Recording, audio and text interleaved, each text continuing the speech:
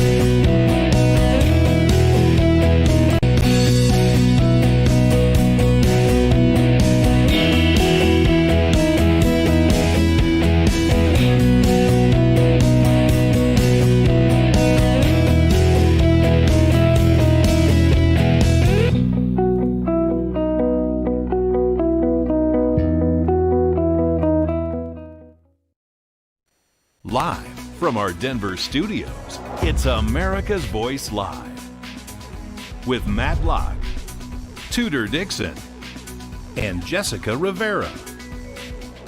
America's Voice Live.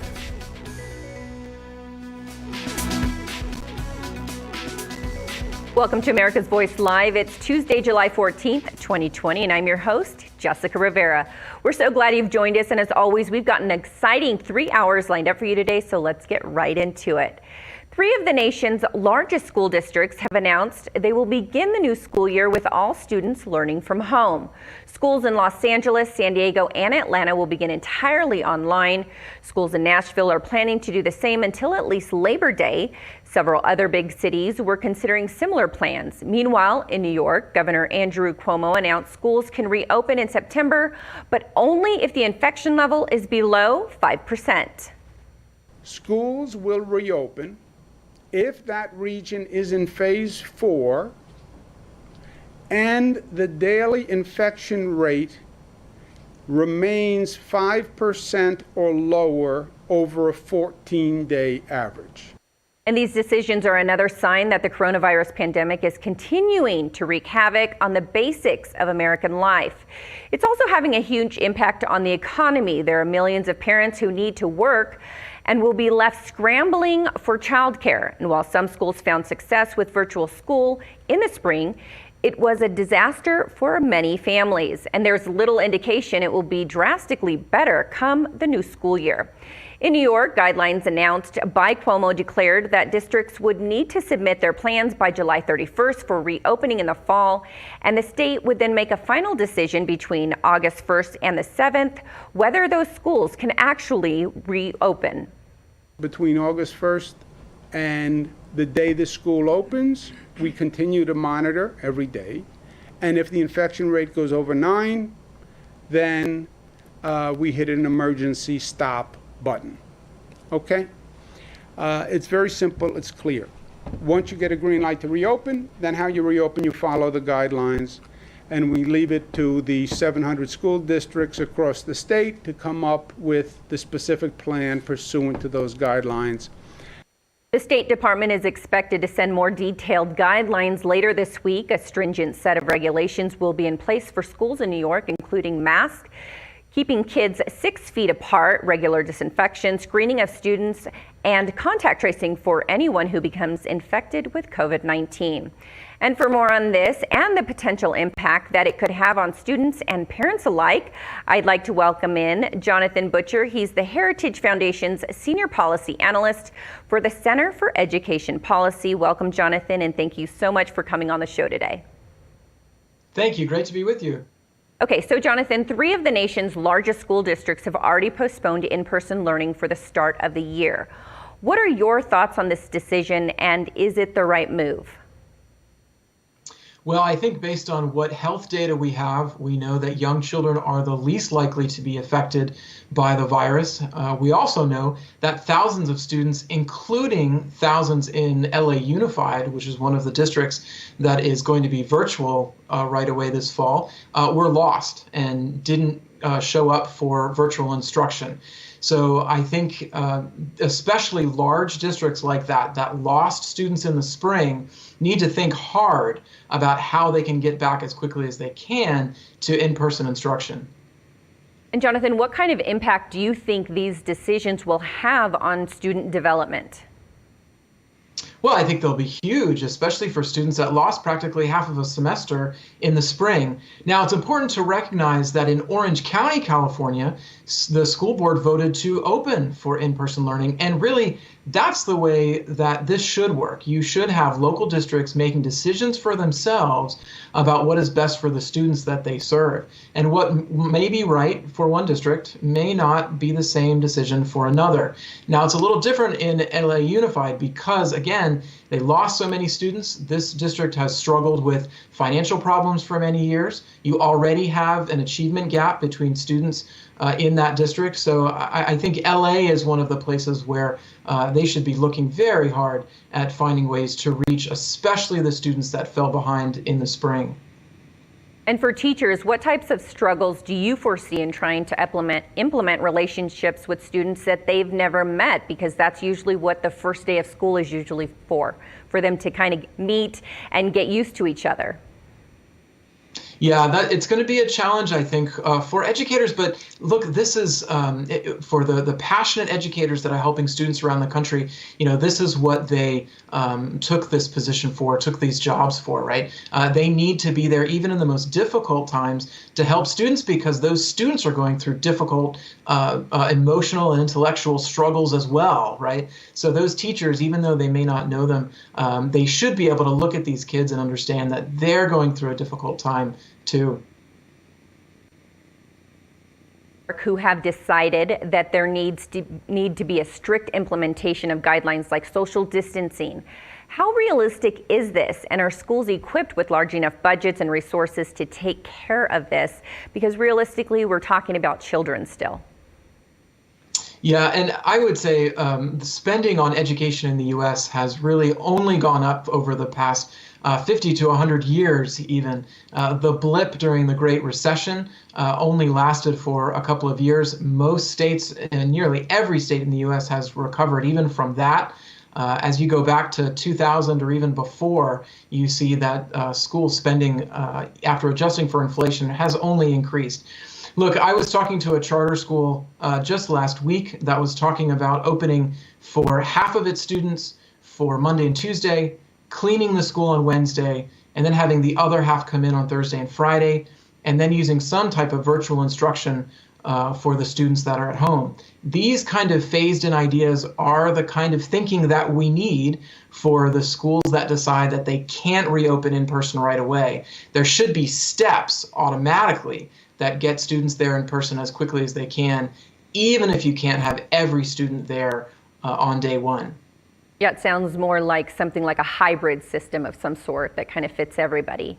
Now, let's get back to teachers for a second. There are teachers' unions that are saying that they don't want their teachers to go back until the COVID situation is under control. What would your message be to those union leaders? Well, it's hard to take what are somewhat reasonable suggestions about social distancing and using face masks as needed in the union recommendations, because at the same time, they're recommending collective bargaining agreements and massive increases in federal spending. And so even when they have what are reasonable suggestions about safety, those ideas get lost when suddenly it becomes a political issue. This is certainly true in LA Unified, because there the teacher union recommended a cap on the growth of charter schools in that district. So I don't know what that has to do with keeping students safe from a virus, right? The issue is getting students back to learning in the most effective way that we can. And Jonathan, do you think that teachers should be allowed to stay at home if they live with senior citizens or someone else who may be immunocompromised?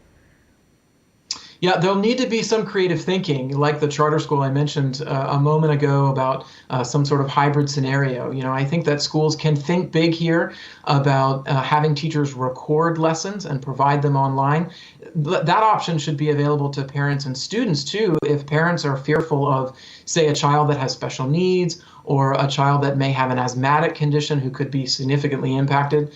So look, there's certainly room in the near future for schools to be creative, but they need to do it with the ultimate objective of giving parents confidence that they are thinking first of student needs and that they're ready to get students back as quickly as safely possible. And what do you fear will happen to this generation of students without the proper social interaction that schools usually provide for children? Well, I think a lot of those interactions can be had through churches and family and community centers. I don't think it always has to be a public school that has to be all things to every child. The reality is that the achievement gap that we see today between low-income students and their wealthier peers existed well before the pandemic. So the problems that we have with students falling behind were there before. I think what we have before us now is an urgent call to get students back to the best situation where they can learn safely, and to do it knowing that if we rely on this kind of ad hoc district process of online learning, we risk losing, again, perhaps thousands of students, especially in large urban areas. All right. Well, Jonathan, thank you so much for joining us here on America's Voice Live today. We always appreciate your time. Thank you. Okay, and remember, you can watch America's Voice News on Dish Channel 219. We're also now on Pluto TV, Channel 247. You can catch us on your phone, other devices, Roku, Apple TV, Fire TV, and on our America's Voice app. So if you haven't downloaded that, you're going to want to do that. And you can also be part of the conversation. Just head over to our website, americasvoice.news.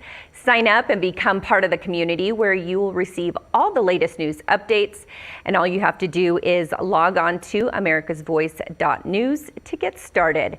And watch us here on America's Voice Live every Monday through Friday from 2 to 5 p.m. Eastern Time. You can catch Studio 6B every weekday from 8 to 10 p.m. Eastern, and War Room with Stephen K. Bannon Monday through Saturday, 10 a.m. to noon Eastern.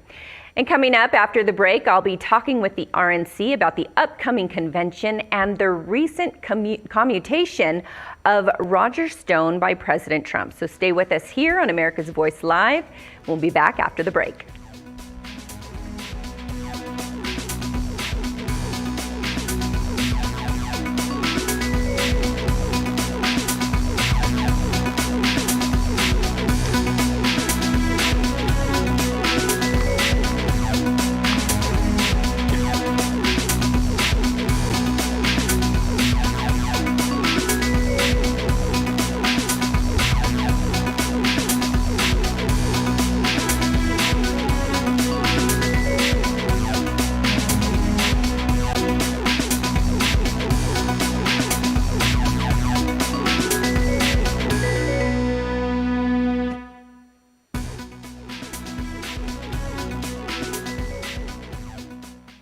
The hottest new razor is taking the men's grooming world by storm.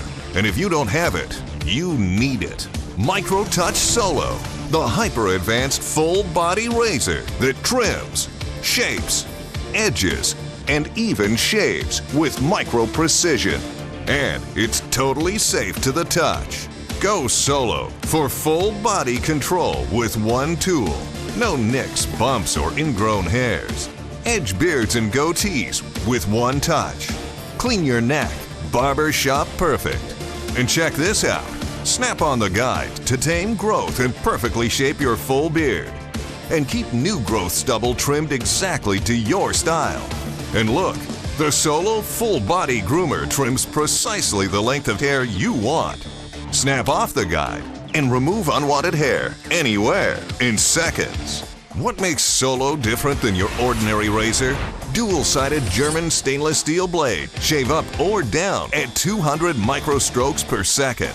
The Ultra Flex Pivoting Head contours perfectly to you for precise results. 3 custom grooming guides for control of exact length and shape. And a built-in LED light so you never miss a spot. Solo is so precise, you need no creams, no soaps, and no water. Ditch the old man clippers and toss the scissors. You've got to go solo. Call 1-800-709-9777 or go online at microtouchsolo.com and get yours now for only $19.99. Complete with German stainless steel blade, pivoting head, built-in spotlight, and 3 custom grooming guides. Everything you see here for just $19.99. The all-new MicroTouch Solo Full Body Groomer. The one tool that does it all. I sent your new prescription to the pharmacy. Any idea how much it will cost? You have a choice. Insurance or GoodRx? I have insurance. Insurance is not what it used to be.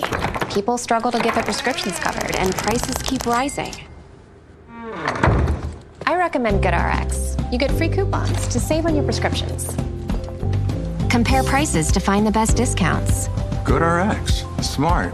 Stop paying too much for your prescriptions. Download the free app today. Jim and Joanne are here to pick up the same prescription. They both know the system is not on their side. They both know drug costs are out of control. But one of them is taking back control with GoodRx. Next. So while he's paying that much, even with his insurance, she's paying this much just by using GoodRx. Use GoodRx to compare prices at pharmacies in your area and stop paying too much for your prescriptions.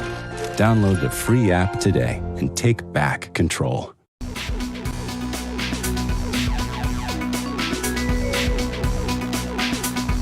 Hello and welcome back to America's Voice Live. Let's bring in the RNC Deputy Communications Director, Cassie Smedley. Welcome, Cassie. Hi, great to be with you.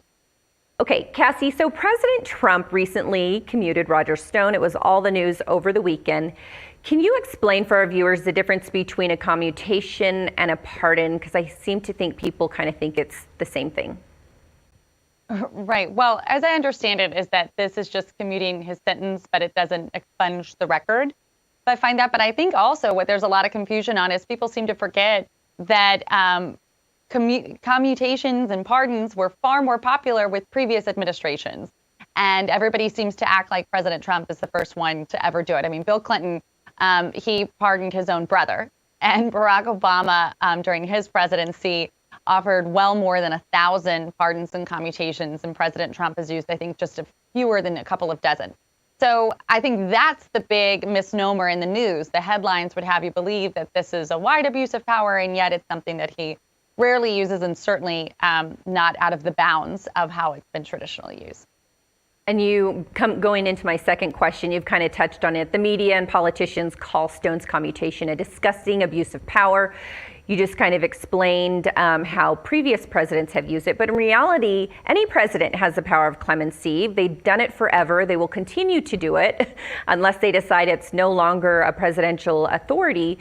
So what is so abusive of this, and how can they spin it that way? Well, because it's a day that ends in Y, so they can spend anything that the president does, even incredible jobs numbers, as somehow bad for the economy or bad for the American people, because that's the business they're in. But I would note, as it relates to this and the Mueller investigation, hundreds of taxpayer dollars that went into this Russia collusion investigation where nothing was found. And the way that they got Roger Stone and some of the other people involved were just on process arguments, not actually related to any meat of anything, because there was no there.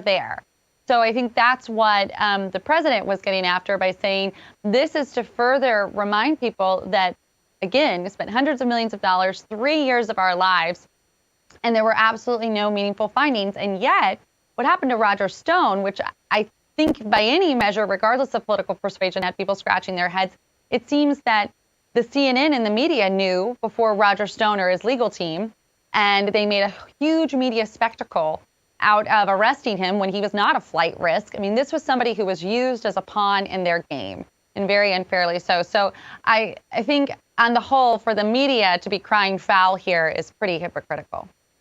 And Cassie, it's interesting that you point that out, because on yesterday's show, I was explaining to Amanda Head that I don't remember seeing very many violent offenders being arrested the way Roger Stone was arrested, and it was a little above and beyond what should have taken place. But what are President Trump's reasonings for commuting Stone specifically?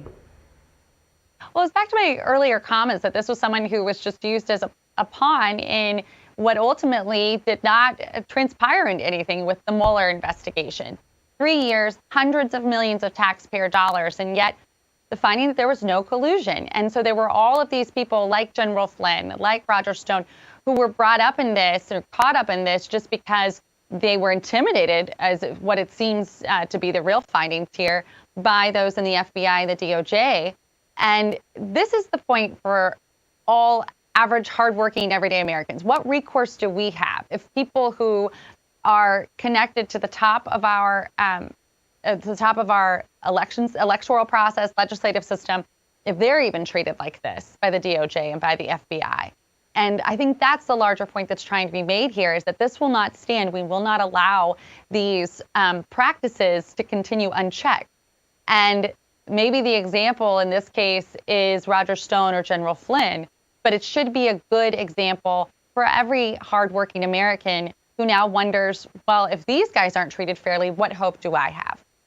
Absolutely, because we never know if we're going to be in that situation. I hope we're not, but you just never know. Right. And some people are wondering why Trump didn't wait until after the election to pardon Stone. Is there a reason why President Trump made the decision now versus waiting till after Election Day? I have no insight on his timing other than you can't blame President Trump and so many of the others who were caught up in this for being very jaded by the fact that you've had 3 years, hundreds of millions of taxpayer dollars, and countless hours on the news, quote unquote news, devoted to the Russia collusion investigation, of which they, of course, found no collusion. And yet people really haven't been brought to justice. Where is the justice for McCabe? Where is the justice for FBI Director Comey? All of these people who seem to be able to operate unchecked. And I think that's sort of the reminder that the president wants to keep out there, is that all of this happened at your taxpayer dollars' expense. And yet all of these people went completely unchecked. And so regardless of who he's pardoning or offering clemency to, I don't know that that matters as much as the overarching point, again, of how we had people at the very top of our institutions that we blindly trust as Americans to keep us safe and to keep law and order in our country. And those people took advantage of that trust. And Cassie, should Attorney General Barr have made a decision over Stone's case, or did President Trump make the right decision by commuting Stone? Well, I'm neither a lawyer nor an official in the Justice Department, so I can't speak to that. But again, I think from an average American standpoint, where you're looking at this and trying to figure out how is all of this allowed to happen? How is it allowed to go so far? How is it allowed to cost so much money? And yet these people just get to go on about their lives, sign a book deal, maybe sign a lucrative contract with a cable news outlet, and go completely unchecked and have no consequences for their actions, which really ruin the lives of so many people, if not literally just by their reputation, but also from legal fees that have bankrupted them, as I believe was the case with General Flynn. I think that's kind of the overarching point, is that we just can't allow these things to just pass us by and say, oh, well, because then what does that mean for the future? And Cassie, moving on to the convention, it's around the corner next month already. How is planning going for the RNC? Yeah, well, it's going. It seems in our current environment, they're working with local officials. They've got a great relationship with the mayor down there and, of course, Governor DeSantis, to make sure that it can go off safely and make sure that the event is something that people feel safe attending. And so a high emphasis is being placed on that. But there's also a real high desire to have this celebration and to, although it might look different than it ever has in the past, and certainly different than we imagined it maybe 6 months or a year ago, but that it happens and that we show it as a good example that it is possible to still gather and to still have these celebrations, which I think is what so many Americans right now are hopeful we can continue to do in the not too distant future. And lastly, Cassie, I'll just ask you, I know a lot of people wonder, and may not even be an issue at the time the convention comes around. But is there any way that if numbers keep going up, the president would move this to a virtual convention? So I have not heard anything one way or the other on that, but certainly health is the highest priority. And I would just remind that while the numbers are a real thing, there are positive cases, they're going to keep a really close eye, though, on the impact of those cases. What is it doing for people with, in particular, you heard the White House talk about yesterday, Kayleigh McEnany in her briefing, with the death rate, which fortunately has remained very low and getting lower all the time. So I think we're going to look at the big picture here and not just the positive test numbers, which seem to be the only number that so many in the mainstream media are willing to report. Absolutely. Thank you, Cassie, for coming on today. We always appreciate it. Thank you. And after the break, I'll be discussing what's trending with Amanda Head, and you don't want to miss it, so stick around. But first, here's a look at your national weather forecast.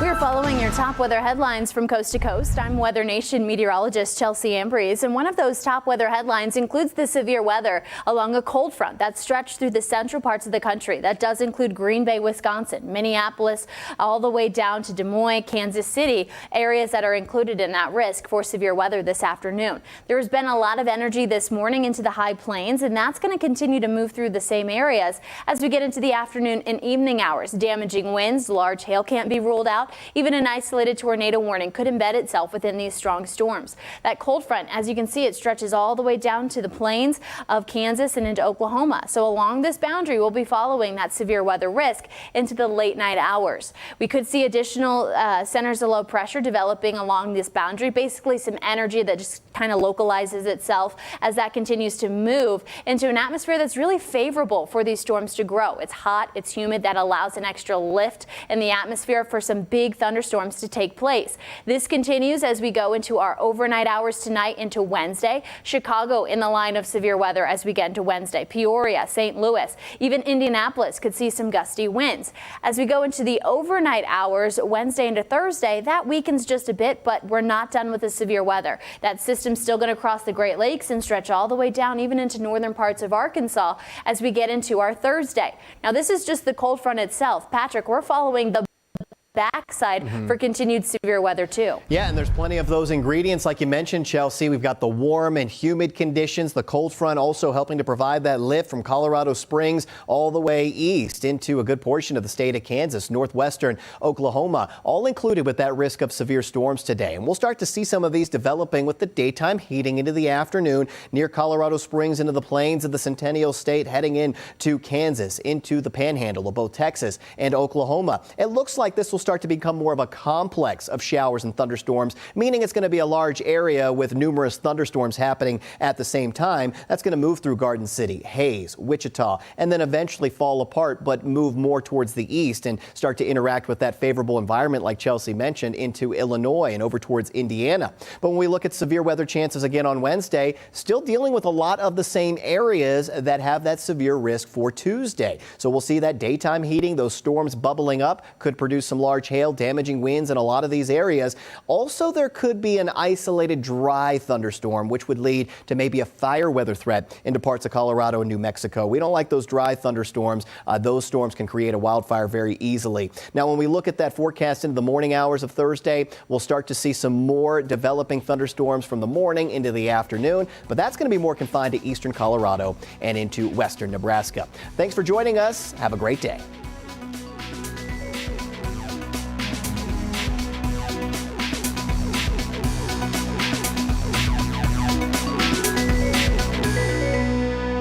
If you suffer from foot pain, ankle pain, knee pain, hip pain, even lower back pain, if just standing causes aches, soreness, and fatigue, the problem could be your feet. When your feet are out of alignment, your entire body is out of alignment and you're in pain. Now you can change all of that. Today, introducing Superthotics, the doctor-designed breakthrough that solves the problem in your feet and relieves the pain throughout your entire body.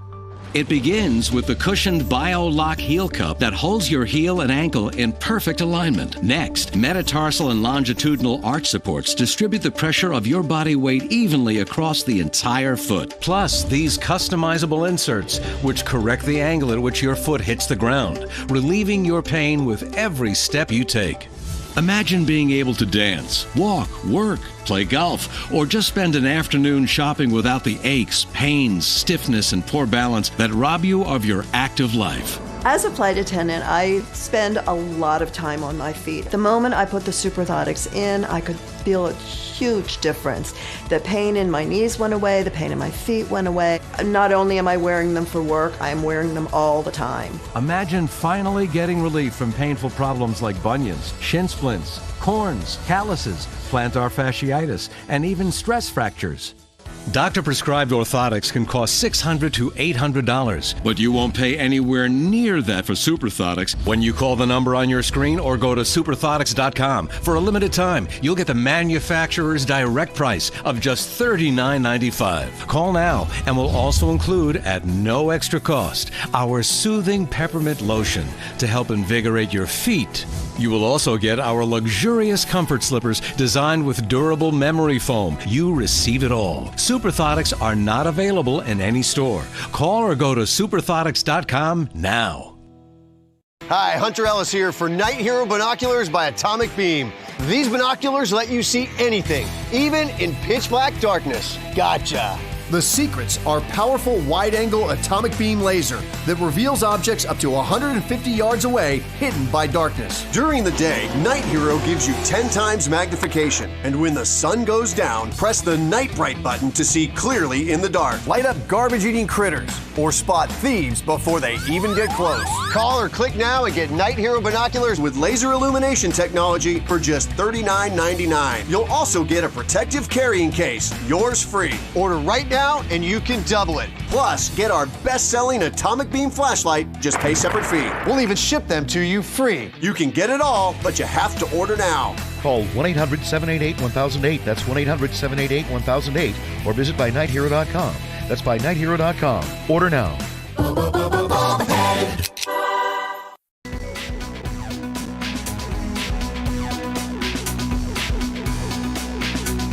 Welcome back to America's Voice Live. I'm Jessica Rivera, and now let's bring in Amanda Head for What's Trending. Welcome, Amanda. Hi, Jessica. How are you? I'm good. So, Amanda, today the #1 trending story is Dancing with the Stars host Tom Bergeron and Erin Andrews have been fired. Bergeron took to Twitter and responded by saying, "I was just informed at Dancing ABC will be continuing without me. It's been an incredible 15-year run and the most unexpected gift of my career.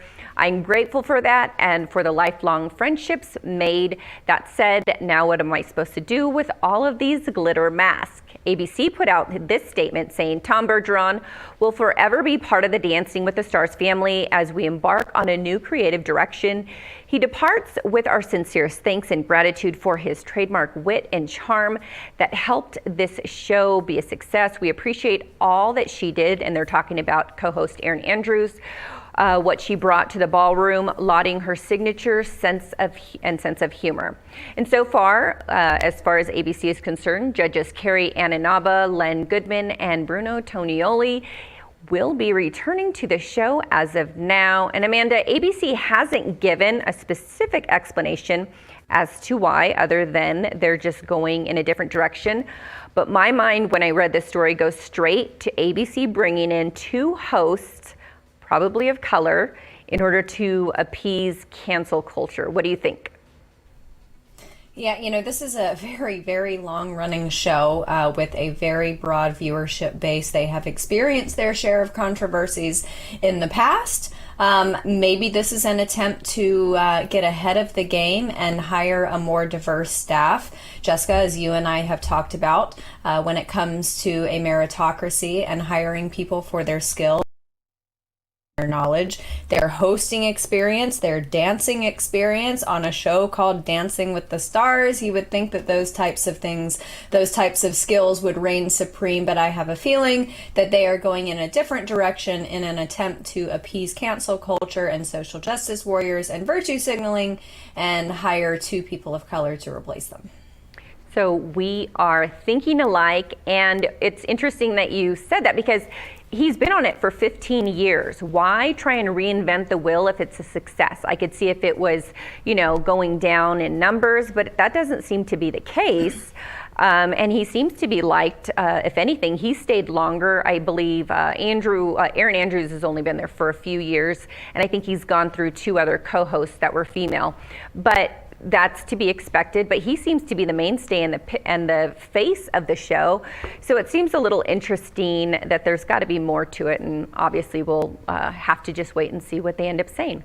But the number 2 trending story of the day is it's Bastille Day in France. It's the French national holiday, and it marks the anniversary of the storming of the Bastille fortress and prison in 1789 that began the French Revolution.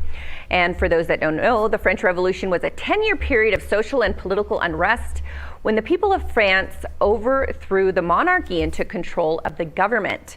Right before the revolution began in 1789, Marie Antoinette was told her French subjects had no bread, and she responded with the infamous saying, "Let them eat cake."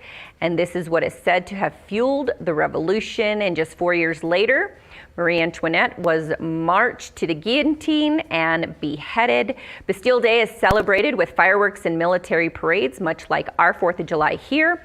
But this year, due to the global pandemic, the fireworks display at the Eiffel Tower will go on for the French, but they will have to view it on TV. And Amanda, my thoughts are, when I read this, and I know a little bit of French history, not too much, but if politicians could be held accountable like Marie Antoinette was, back then politicians would probably try to do a better job at listening to their subjects as they would probably view us. What are your thoughts? Sometimes politicians are held accountable, and that phrase, "let them eat cake," I seem to remember a presidential candidate once upon a time prior to her candidacy saying, in regards to lost lives of American servicemen and diplomats, at this point, what difference does it make? You can't say things like that and not expect to have pushback. I love Bastille Day for a number of reasons. So this, again, was 1789. Under Louis XVI, he was the last king of France because this was the advent of their transition from monarchy to French Republic. This was the storming of Bastille Prison, which was a political prison. It also should be noted that other than that comment by Marie Antoinette, King Louis XVI asked one of his advisors if this was a revolt, to which the advisor replied, "No, sir, no, sire, this is a revolution." That advisor, by the way, was beheaded by way of guillotine 4 years later, much like the fate of Louis XVI himself. However, this happened not long after our revolution here in the United States. So I like to think that these French revolutionaries were kind of copying the pattern, and they were inspired by our American colonists. Amanda, you never disappoint. When I read the story, I thought, you know what? I can probably bring a little bit of information, but I'm going to have to depend on Amanda since you're such a history buff and obviously very well cultured. So thank you for that. You probably taught a lot of our viewers a lot more than I would have. And the third I'm still just a redneck from Alabama, so I don't know how cultured I am. Very interesting. So, and the third trending story of the day is that co-host of the Real Talk Show, Tamara Mowry Housley, says she will not be returning to the show. The co-host does not give a specific reason other than she is embarking on the next chapter of her life. But Amanda, in my view, this caught my attention too because I feel like it's another Hollywood announcement that probably has to do with cancel culture. I really don't watch the show other than if they make headlines and we kind of have to read about it. But it probably stems from her husband, Adam Housley, being accused of being racist for working for Fox News a year ago. And it may just be a fight I don't think she wants to have to make again on the show if it was to be rehashed on the show in public. And I believe we have the thoughts, so let's take a listen real quick. I get what you're saying in the sense that, like, there are some people who think that my husband is racist because he worked for a certain channel. I'm gonna look in that camera right there and let everybody know my husband is not a racist. And it seems so silly that a black woman, very accomplished, she's actually been in Hollywood since she was a child with her twin, would have to actually look at the camera and say to the public to appease them that her white husband, who works for a somewhat, I guess you could consider Fox a more conservative news station, isn't racist when he is married with her and has a family. And so that just kind of came to mind, and I was talking with our producer, and she had reminded me that that had actually come up. And so I think now with how temperamental times are, maybe it's just something she doesn't want to have to, I guess, get behind again on the show, because it's just so beneath her, and so she'd rather just walk away than really deal with the possible tarnishing of her image. What do you think? Yeah, I will admit that I used to watch the reality show with her and her twin sister Tia. I think it was actually called Tia and Tamara.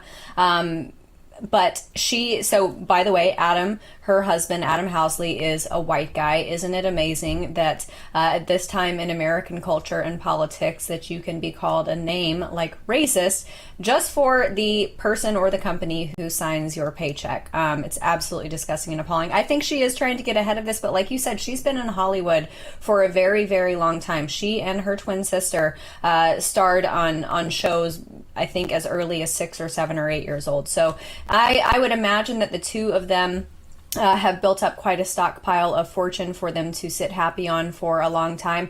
I always kind of got the impression from her that she's more conservative, and Adam is as well.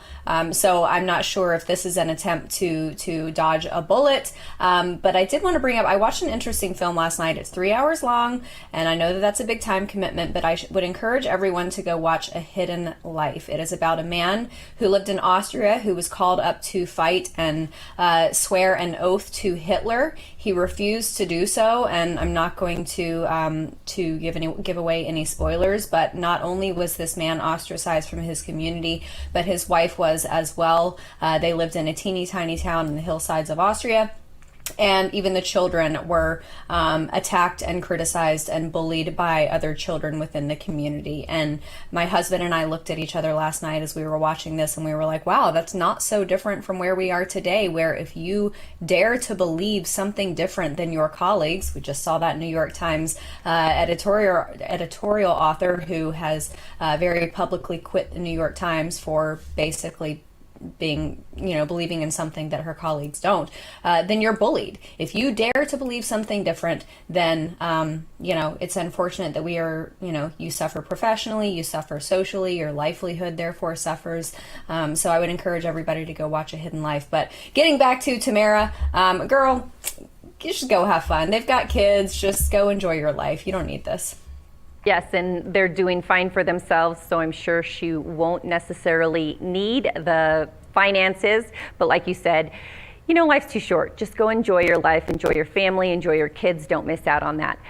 Well, thank you so much, Amanda, for joining me today for What's Trending. And now, what's coming up on your next segment of The Hollywood Conservative?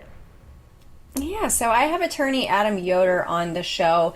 He has a website, yoderesque.com, YODERESQ for Esquire, obviously.com.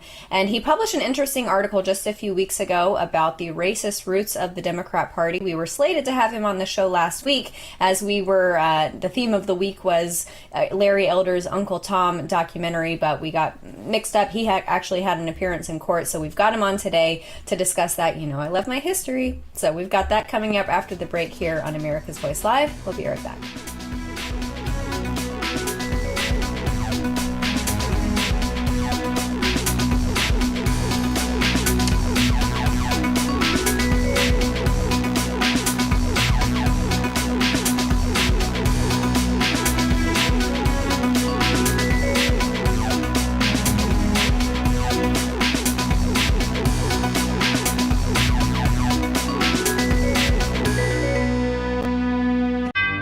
Brett Favre, legendary quarterback. Jerry Rice, legendary wide receiver. You ready for your weekly meeting? Yeah, we're ready. Let's do this. Let's stack the deck. When legends play, They wear CopperFit Advanced Back Pro. CopperFit's best-selling compression back support just got better with new double-band adjustable supports for customizable compression when you need it most. Since I put this on, I feel so much better. The core is the most important thing. To know that I'm stabilized here. Whatever I'm doing, I can give it 100%. 4 built-in stabilizing supports designed to improve posture and help reduce lower back stress and strain. You have back pain and it's affecting your everyday life. You do something. If you can find something to help you get back out and be active like CopperFit, go for it. Absolutely. Do not give up. A high-performance compression fabric infused with the powerful properties of copper, 360-degree flexible mobility, and lightweight, durable construction. Nothing more painful than having back pains. If you're aching, if you feel like you can't work out anymore, you can. And that's with CopperFit. Yeah. It's for all of us who still want to be active, still want to compete. Way to go. That's what I'm talking about. Man, this really does feel good. It feels to me like the fountain of youth. CopperFit's best-selling back support just got bigger, badder, and better. Or call 1-800-944-5851. Or on the web at advancedbackpro.com. Get yours now for only $19.99. This does feel good. That's what I've been saying. You think it was fair? It was fun. Play for the love of the game. CopperFit, live limitless. Hi, Hunter Ellis here for Night Hero Binoculars by Atomic Beam. These binoculars let you see anything, even in pitch black darkness. Gotcha. The secrets are powerful wide-angle atomic beam laser that reveals objects up to 150 yards away, hidden by darkness. During the day, Night Hero gives you 10 times magnification. And when the sun goes down, press the Night Bright button to see clearly in the dark. Light up garbage-eating critters or spot thieves before they even get close. Call or click now and get Night Hero binoculars with laser illumination technology for just $39.99. You'll also get a protective carrying case, yours free. Order right now and you can double it. Plus, get our best-selling Atomic Beam flashlight, just pay separate fee. We'll even ship them to you free. You can get it all, but you have to order now. Call 1-800-788-1008. That's 1-800-788-1008. Or visit bynighthero.com. That's bynighthero.com. Order now.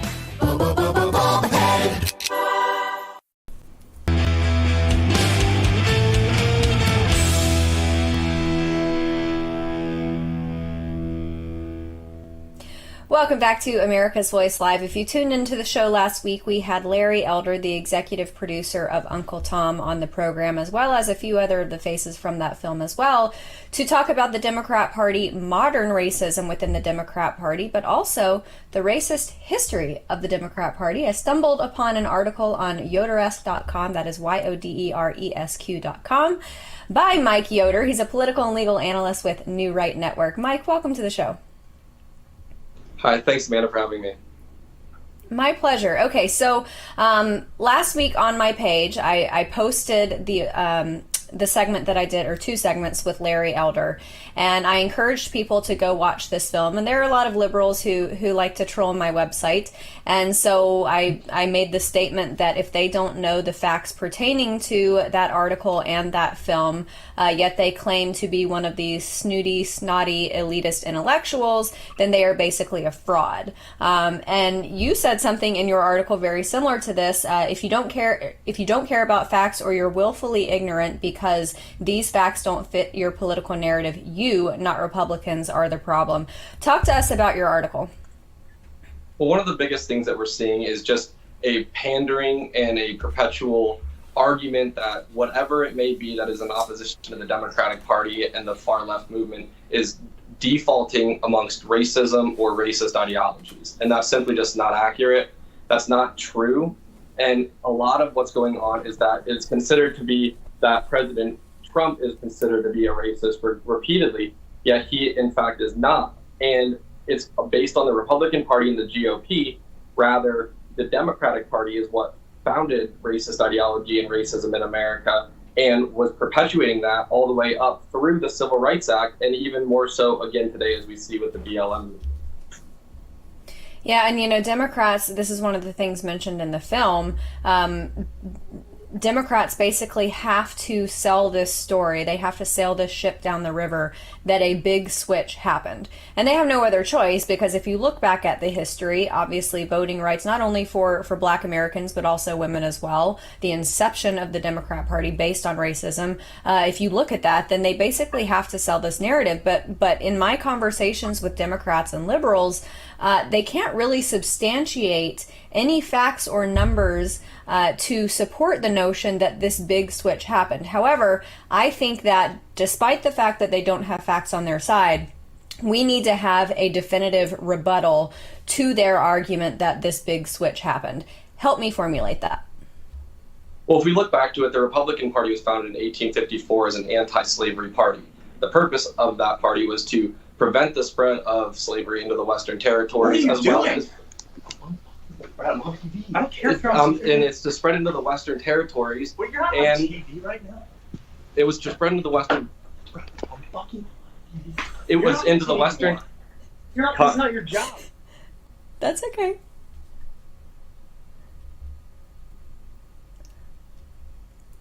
Uh-oh. I think we've got a little bit of a tech glitch with Mike. We'll wait to get him back. Yep. So everybody head to his website, yoderesque.com, yoderesq.com, and check out that article. It's entitled Democrats, the Racist Party of America. It's definitely worth your time. And it spells out some of the things that Mike and I will hopefully talk about when we get him back on the air. Jessica, these are conversations, you obviously being on the network, you saw the conversations that I had with Larry Elder and Chad Jackson and Bob Woodson last week. And I have looked at the viewership, or the metrics regarding the viewership of the film Uncle Tom. Unfortunately, they are not up to snuff. I wish that more people were actually seeking out this information. But Jessica, we kind of live in a culture where we're basically just headline skimmers. We see a headline and we don't even bother to read the article, much less look for an opposing opinion on the article, and it's truly making us dumber. And Amanda, you're probably right, because it is. If it doesn't make mainstream media or headlines, it really doesn't grab the average person's attention. I think Americans just kind of take for granted the freedoms that we have so many things available to us to be able to watch, and maybe we don't choose to watch the right things at the right time.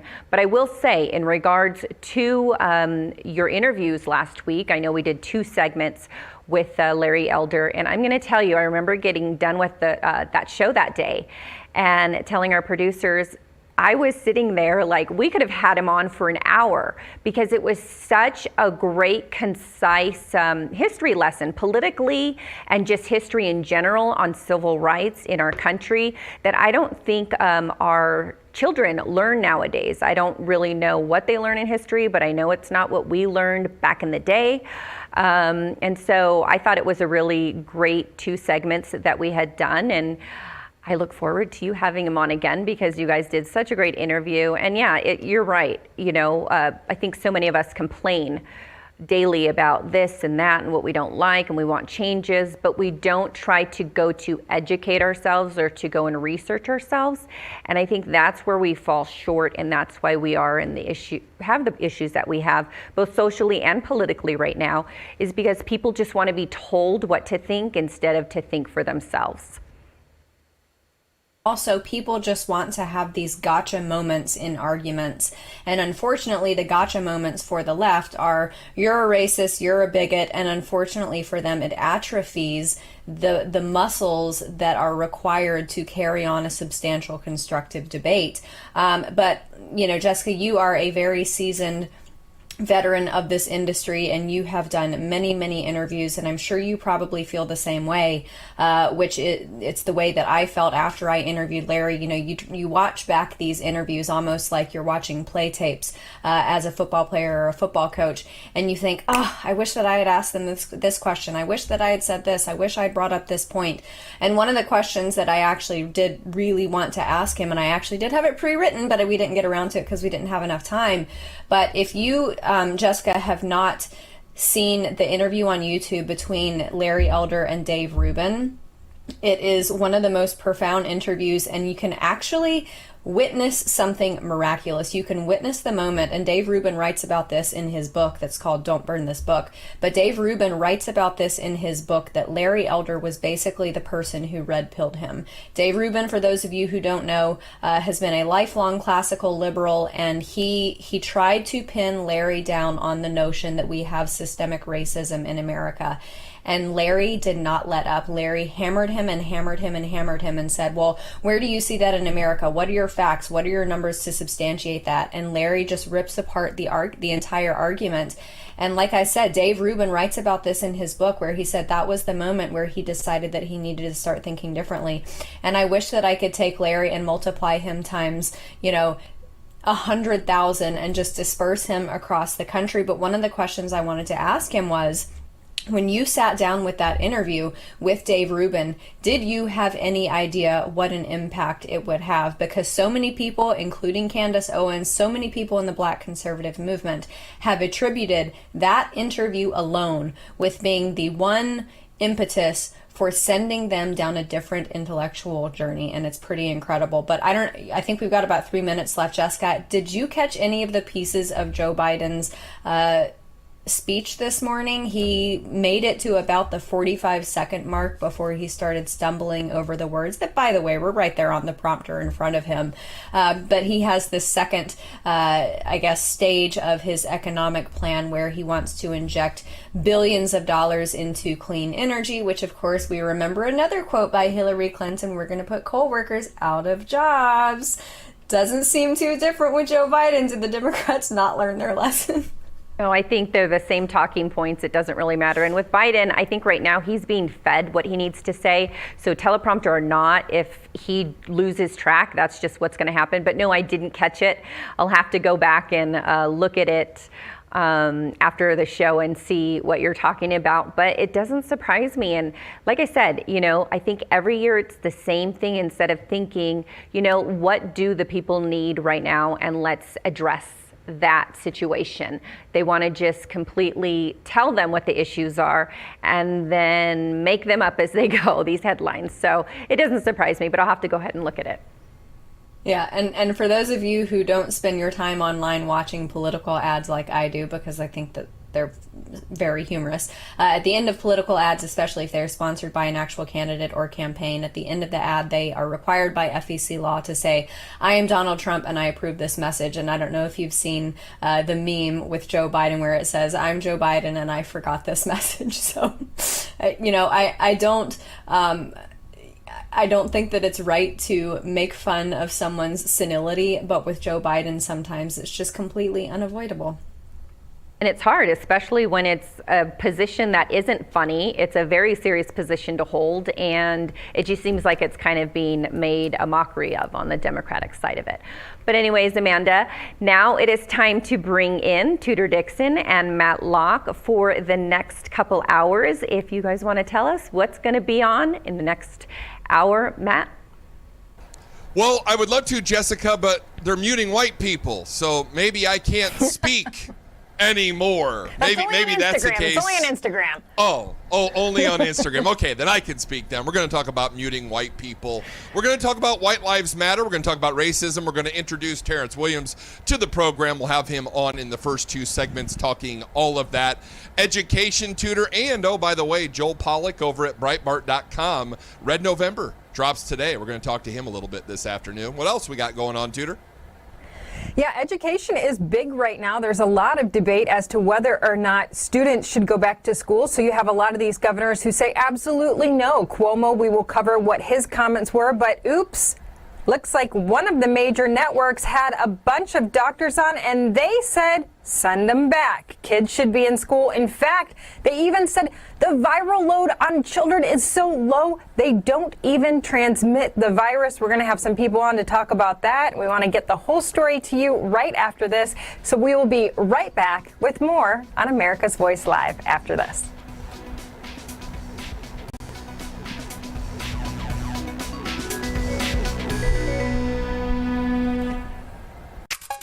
Everyone loves the benefits of compression socks, but they're just so hard to get on. Until now. Introducing the all-new Copperfit Energy Socks, redesigned for the first ever easy on, easy off fit to help reduce swelling, relieve tired, achy muscles, and provide energizing support. A new blend of stretch fabric for the most comfortable, easy on, easy off compression fit. Being a SWAT commander, we train to win. The Copperfit Energy Socks, they didn't feel like other compression socks. They totally exceeded my expectations. Our most powerful copper-infused fabric, woven into our easy on, easy off compression sock to help reduce swelling discomfort from prolonged sitting or standing. I'm 38 and a half weeks pregnant. Copperfit Energy Socks worked beautifully. Extra support around the arch and ankles for increased support and relief of muscle aches and pains. I'm so excited about these socks. I'm so much more energized to go do things after a day of work. They just slip right on, yet they still have that same compression that you want.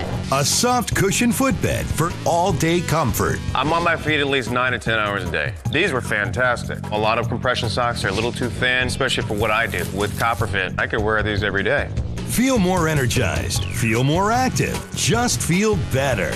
They just hug your leg. It relieves all the pressure that you have. I have so much energy, I can go, hey, you want to dance? The first ever easy on, easy off compression sock. The most comfortable compression sock you will ever wear. Get your Copperfit Energy Socks now online at GetEnergySocks.com for only $19.99 or call 1-800-978-1224. Order right now and we'll include a second pair of compression socks free. I've never felt anything like it before. No more pain, no more swelling, no more achy, tired feet. I can never go back to regular compression socks again. Don't settle for ordinary. Ask for the original by name, Copperfit Energy Socks.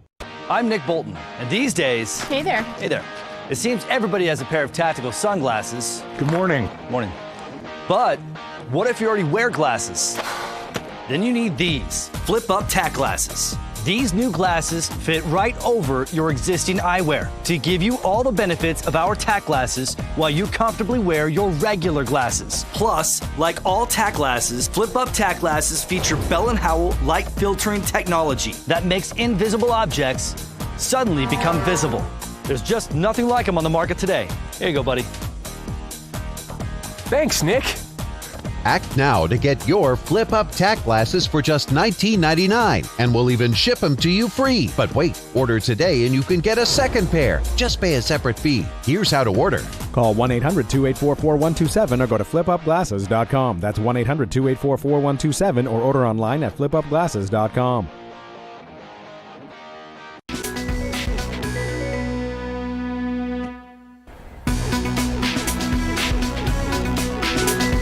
Welcome back to America's Voice Live. I'm Tudor Dixon alongside Matt Locke, and we do have our own Terrence K. Williams with us. We want to bring him right into the program. Terrence, welcome to the show. Hey, how's it going? Good, good, good. So we want to get right into the Mary Trump book because she's now free to promote this book. A lot of the things that she says in this book have actually already been proven false. She says that one man took the president's SATs and they didn't even know each other in high school. So what's your thoughts on old Mary Trump and her new book exposing all of the terrible abuses that our president supposedly went through in his life? I could care less about Mary Trump's book, okay? She's just another messy family member. We all have those Marys in our family.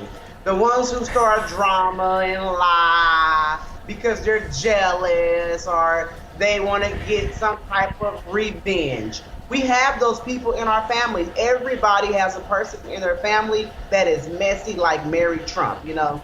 And what she's doing is shameful, and she should feel shameful for doing something like this to her own family member. But listen, do you think Trump supporters really care what she's writing in that book? We don't believe that mess. And you know what? Who cares if some of it is true? We voted for President Trump because of who he is today. We didn't vote, I don't care what he did in the past. That ain't none of my business. I don't care about their family drama. Take that crap to Jerry Springer. Take that crap to Dr. Phil. I don't care, okay? Listen, I don't care what he did in the past. I don't care at all. I care about what he is doing now. And let me tell you this much, okay? there's not going to be one Trump supporter that's going to say, oh, I was going to vote for Trump, but now I can't because of the book. That's not going to happen at all. And listen, Mary Trump want to talk about. Listen, hold on. Mary Trump, she's accusing Trump of cheating on his SAT, saying someone did it for him. And I guarantee you, she didn't even write her own book. But she want to talk about Trump not doing his SAT. She didn't even write her own book probably. Come on now. Had a ghostwriter or something. Get out of here, you messy Mary. Well, Terrence, I want to talk about the hypocrisy of this story because we know very well, and I think you remember this story. It was some conservative outlet unearthed Barack Obama's brother, if you'll remember. And they made that guy go away in a heartbeat. He was just like gone. Like George was living in a hut in Kenya for $2 a day, and then that story was gone. But is this just an example of a dissatisfied family member cashing in on her uncle's notoriety and fame? Listen, that's what messy family members do. Cashing in on her uncle's notoriety. But listen, she's a Trump at the end of the day. You don't need to be this messy. You don't have to do that. You have the last name Trump. Why do you have to write a book about it? To get money. You are a Trump, but you know what? She may be working with those Democrats. I think that's what it is. Somebody's paying her some big money to do this, and I guarantee you it's somebody on the left that put her up to this. I guarantee you. Well, Terrence, I think you're right. I mean, we all have that one relative that you post on Facebook and then they comment. Generally, it's like a mom who comments and you're like, Mom, you've got to stop commenting on my Facebook posts. It's so embarrassing. And this one, I mean, she's just like that family member that wants to embarrass you and call you out. She's definitely the person that fights with you on Facebook. This is why I just don't even talk to any family members publicly like this, because you know you're right. There's always a messy Mary. Exactly. And if she needs help from the president, she could ask for a job at the Trump Tower. She could clean up the bathrooms. She could do anything there, you know? She don't have to be messy and write a book. Trump would give her a job. You know, all she got to do is ask for a job. I love how in her book she says, sorry, I'm cutting everybody off, but I love how in her book she says, I had to go to my fancy room in the Trump Hotel with my name all over it, Trump on the shampoo, Trump on the conditioner, and then I had to drink Trump wine into my own Trump throat down to my Trump belly. And I'm like, this is really not sympathetic. I would pick that last name any day. Right, no kidding. Like, I think everybody wants that. Sure do. Exactly. So I want to switch gears here really quickly. I want to go to California, which, you know, there's always a lot of back and forth in California. So we have somebody in California that now is being accused of hate speech because they actually painted White Lives Matter on the street.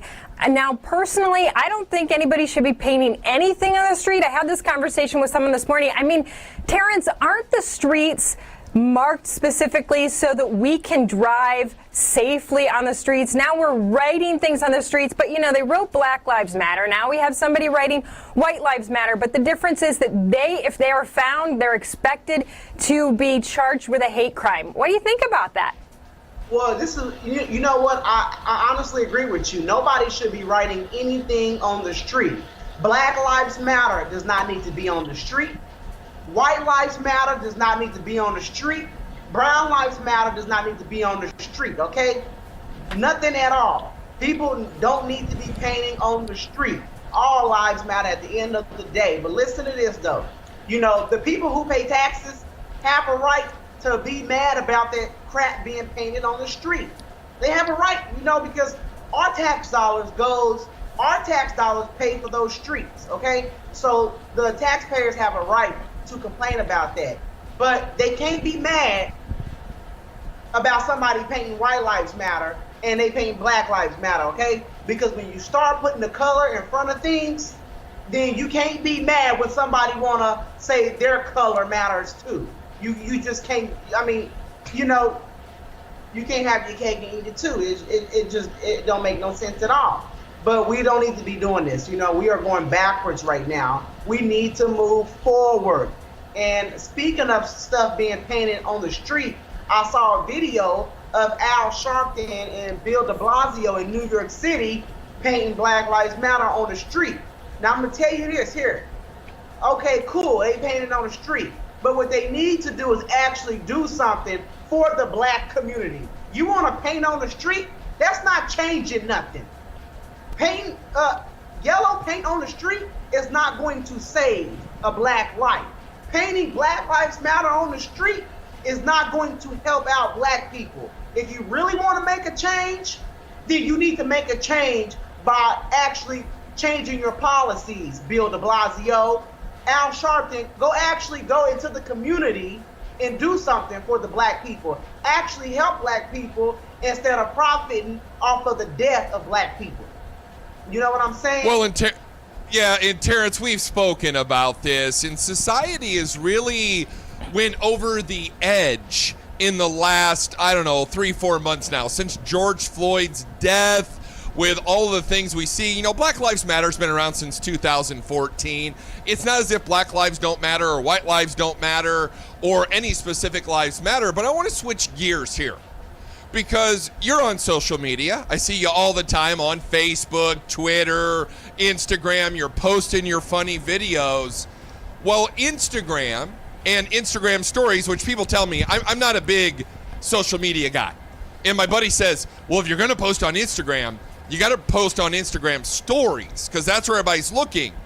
Well, this company called Jiffy or Giphy, which is a library of GIFs that you'll see, the little funny deals and whatnot, have come out with a GIF that says, mute white people.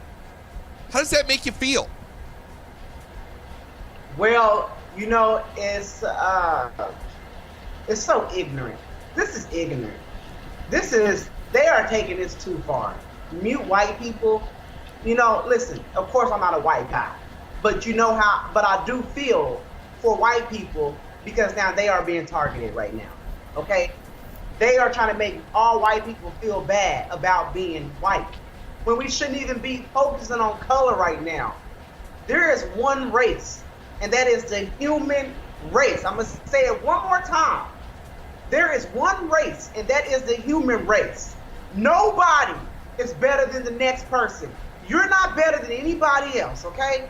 We are all human at the end of the day. Your boo-boo stink, my boo-boo stink, okay? You bleed red, I bleed red. I have a heart, you have a heart. But some people act like they don't have one, but we all do at the end of the day. We are all human, and we need to get along and stop this foolishness. And these companies coming out with all white people, all they are doing is starting a race war, you know? Seriously, that's all they're doing. They're saying it's okay to be racist. That's exactly what they're saying. Because I would be pissed off if a company came out with mute black people. You shouldn't be trying to mute anybody because all of our voices matter at the end of the day. You don't need to mute somebody. You need to engage with people, talk to people, have a conversation, okay? It's all about, we are all Americans and we should be getting along, okay? So you're not gonna mute my American voice at all. You're not gonna mute somebody's voice because of the color of their skin. That doesn't make any sense. It's very hateful. It is disgraceful and it's taking us back. Like I said before, we need to be moving forward, not backwards. I like what you said about we are all one race, and I would take that a step further in this country, and I think that's what you're saying too. We're all Americans, but the best part of being American is the rights that we're given because we live in this country, and one of those is the freedom of speech. And a lot of people should be taken aback when they see a company the size of Facebook, Instagram, allowing this on their platform to say, mute white voices, mute white people. Here you have something that a lot of these people, it's funny because those folks that created that would say, if that were the other way around, that's hate speech. So it's one, they can't take it, but they dish it out. It's a very strange situation. But I want to go back to something else you were saying about Al Sharpton and de Blasio, because you were talking about them not doing anything really to change the situation. And right now we hear a lot of division. We hear a lot of Black Lives Matter, and if you don't follow that, then you don't care about Black lives. But this isn't improving policing, and it's not improving the lives of Black people, because there was a 1-year-old shot in New York City yesterday. And every time we've talked about children with you, I can just see your passion for it. And I wanted to ask you, you're in these circles where you get to have influence on decisions. What do you think we can do to improve the lives of these people and stop the murder of these children? Well, what we need to do is have more police in these communities, okay? We don't need to be defunding. We don't need to dismantle. We don't need to abolish the police. We need more police officers in these communities. And if people think they can do a better job than the police, then sign up at the academy, okay? They will take you in. If you think you can do a better job, sign up and be a police officer. But we need these officers in these communities to patrol and to protect. But you know what? Policies aside, okay? If we really want to fix something, we don't really need a policy. People need to come together in these communities. People that live in the neighborhood, they need to step up and they need to protect their neighbor. That's what they need to do. People need to go out there and register to get a gun. They need to get their license to carry, and they need to protect their neighbors and protect themselves. Because these gang members, these gang bangers, they don't have license to carry. They don't have any kind of registration to have a gun, okay? And it's really the people it's really the people who have a license to carry or whatever. These are the good people, okay? Bad people don't take the time out to take the test and all of that stuff. But people need to come together in these neighborhoods and step up and run off those bad people from out of the neighborhood. They need to run out those gang members. It's time to root out the evil in these neighborhoods, okay? That's what we need to do. People need to come together as one. You don't even need to wait on the police. All the neighbors need to come together and protect each other. And then wait on the police to get there while you got somebody down there on the ground because they just tried to harm a child. Well, Terrence, you're talking about the police, you're talking about more policing, and you're talking about protecting your home with a firearm, but I want to point you to the St. Louis couple, the McCloskeys, who lived in a private estate where the mob broke into the fence, and here we have a picture of them. They're standing out on their front lawn with their AR-15 and what looks like a semi-automatic pistol, because a mob came to their house and threatened to kill them, burn their house down, kill their dog. And you're saying, hey, we need more policing. We need more of that. So here's this couple who defends their property with their Second Amendment rights, and now they're being indicted and having their guns taken away for protecting their own property. So what do you say to that? I mean, here we are. You just said we need more policing. We need more people to protect themselves with guns. But when you do, the woke culture mob comes after you in that angle too. How do we change that? I mean, you should have the ability to protect your home and your life, right? Are you serious? This can't be real. I'm dead serious. No, it's not a joke. No, not a joke. This is not okay. This is a joke. Because how is that even legal? That's a violation of 2A. These people have a right to protect themselves. You have a right to stand your ground. And you mean to tell me that they took the guns away from these people because they tried to protect themselves after they were threatened? So they punish the people that were victims? This couple, they were the victims in this case, okay? Because those thugs, those people tried to burn their house down. They tried to kill that couple. So the couple gets punished for protecting themselves. But do you see this? Don't you see this as the future? This is what's happening. This is where this mob is winning, and I don't even call this the left. This is this new group that's coming in, this extremist group that is running the Democrat Party. They're coming in, and now they are taking your weapons. So think about how scary this is.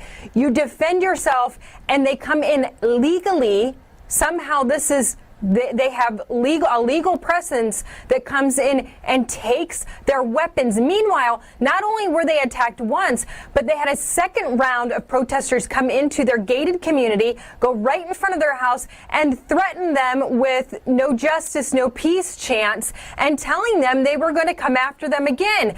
And so this happens to them twice, and authorities come in and take their weapons in the United States of America. This is happening today, and I recognize there are a lot of people out there that don't own weapons and don't understand the seriousness of this situation. But at this point, don't you think that we are we are going against the Constitution, and we are in dangerous waters? This is not the America that I know. This is not the America that I know at all. And I want to encourage everybody out there, go get a gun. Get a gun. Get 2 guns, get 3 guns, get 4 guns. A gun for each family member, okay? And don't let anybody take your gun away. They are taking people's guns away. So I just don't understand. How is it a crime to protect yourself? How is it a crime to defend your life? How is that a crime? It don't make any sense at all. That's why we need to be careful who we vote for, okay? And this election coming up in November is very important. Be careful who you vote for, because the party that has taken away guns, the party that has taken away people's rights, those are the people that are trying to take the office in November, okay? And that is the Democratic Party. Be careful who you vote for, okay? Because I'm going to tell you this right now. If Trump loses in November, America loses in November, okay? If Trump is gone in November, America is gone in November. So if you want America to still exist, you only have one option. You have one option. Because the DNC, the Democratic Party, those people over there, they're going to take this country away. This is going to be the Chinese. This country will be owned by the Chinese if they take over. This will be the United States. So, Terrence, I want to shift gears just a little bit. We have I would call him an announcer. He's a talking head over at ESPN. His name is Adrian Wojnarowski. And he decided, speaking of the woke mob and the left and the things that are going on, he decided he was going to write an email to Josh Hawley, who is a sitting senator of the great state of America, of the United States here. Now, we've got Josh Hawley's tweet. I want to put this up because I want to talk about it here for a second. Josh Hawley says, "Don't criticize China or express support for law enforcement to ESPN. It makes them really mad." Now, Mr. Wojnarowski told Josh Hawley to go F himself. Do you think that's proper behavior from someone who finds themselves in the media in front of, women, children, men? I mean, it's ESPN's owned by Disney. Is this behavior that we want out of anybody, to go there and say, go F off? Well, that is bad behavior, to be honest with you. We shouldn't be doing that. We have children. Really, we need to fix how we talk on the internet, too, because a lot of kids are on the internet, and a lot of children watch TV. So we should most definitely be careful how we talk. That is unacceptable. But for somebody to say, don't criticize China, if you can't criticize... Listen, I'm an American. I can criticize whoever I want because I have the freedom of speech, okay? At the end of the day. And nobody should be in trouble for criticizing China at all. But now, he was the language is bad. Yeah, he was. So ESPN did give him 2 weeks off, and he has been reprimanded. But I think I think you're right. The most interesting part about this is the attack on the fact that he said you can't criticize China when it comes to the NBA. And then we have LeBron James, who came to his defense, the ESPN announcer. He came to his defense, and he says, free Waj. I'm assuming that's how you pronounce that. He says that. And this is all this is not you have to remember, this is not in defense of this announcer. This is in defense of China and their relationship with the NBA. Is this all related to money? I mean, how can you possibly support a country that believes in genocide, that honestly is trying to kill an entire race of people right now?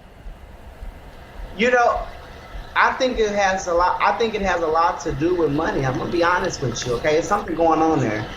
Because if the NBA, you know, for them to support China more than they support America is very disturbing, okay? It's very disturbing, and we should look into that more. But the fact, you know, and they take up for China all the time. You can't criticize China. An American cannot criticize China. Come on now. Come on. These people are not our friends. You know, that the Chinese government is not our friends. Now, let me clear this up, because a lot of people are going to twist and turn this and say I was being racist toward Chinese people. First of all, I don't have no problem with Chinese people. I have a problem with the Chinese government. They are crooked, and they need to be held accountable for what they have done to America. And the NBA should not be teaming up with China at all. They should not be teaming up with the Chinese government. They should not be defending the Chinese government. Because if they want to do that, take your headquarters to China. Move over there. And don't come over here, because to be honest with you, I'm sick of watching those games anyway. You know? So take it all over there. We don't need you here. If you want to be down with China, then move your butt to China. Move over there and let me know how they treat y'all. See, the NBA, they get a lot of advantages being here in America, okay? They get a whole lot of tax breaks. Move over to China and let me know how they treat y'all. I guarantee you the NBA will not survive over there. But Terrence, we're at that time. We're out of time. Thank you so much. Terrence K. Williams, our very own America's Voice News contributor. We discussed a lot of things, but, you know, he's absolutely right. And, Tudor, I want to bring you back into this because we're watching our society change right before our very eyes. We are watching this mob, and you hit on it, and you said something very profound. We're watching this mob take over a political party in this country, and this is the end result of that mob.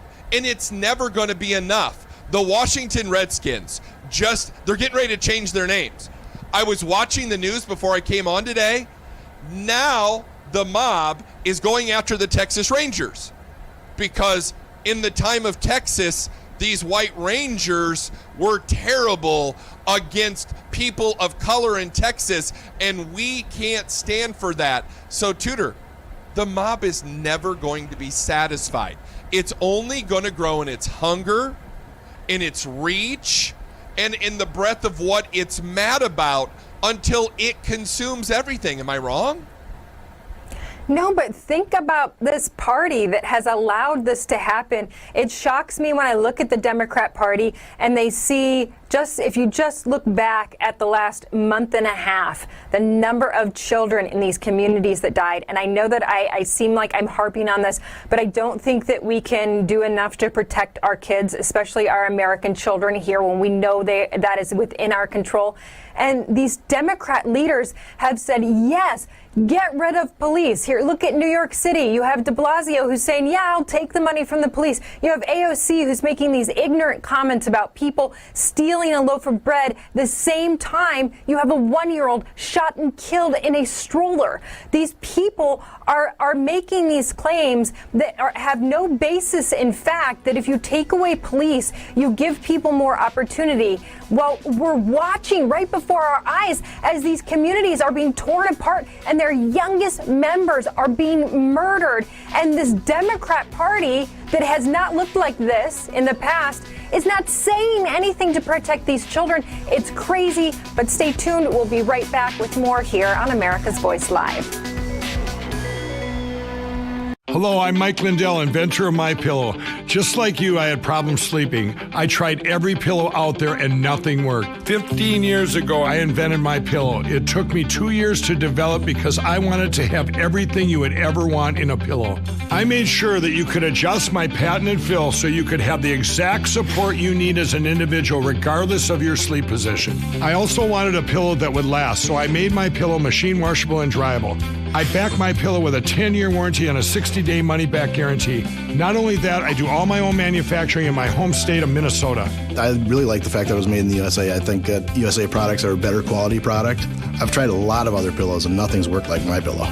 I'm interrupting this commercial right now to give you deep discounts, not just on my pillows, but also my mattress toppers, sheets, and so much more. For example, you can get body pillows regularly $89.99, now only $29.99, or MyPillow dog beds for as low as $19.99 with your promo code.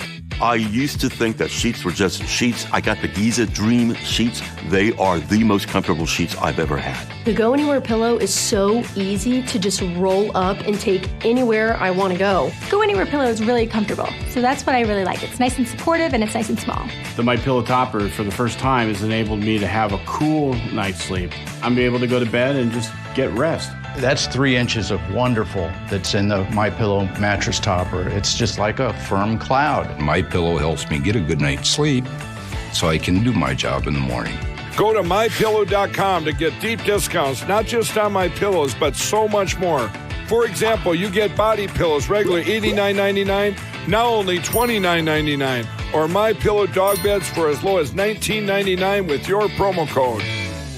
For the best night's sleep in the whole wide world, visit MyPillow.com. America's Voice News brings you real news and real opinion in a real world. If you care about this country, then you can help by sharing America's Voice with your friends and family. We're here to bring you the truth with no agendas. America is one of the greatest countries of all time. We need a great leader to keep us on track and safe. If you support this president, then help us by being a beacon of hope and standing up for this great nation. Join us as we fight to bring you the truth in a crazy world. Search America's Voice News on all apps, Roku, Pluto TV, and Dish Network Channel 219. Please help by downloading America's Voice News to your phone, on your smart TV. Search America's Voice on all your internet-connected devices. Then share the truth with your friends and family. America's Voice News, the real news network. Join the America's Voice revolution and consider yourself an American patriot.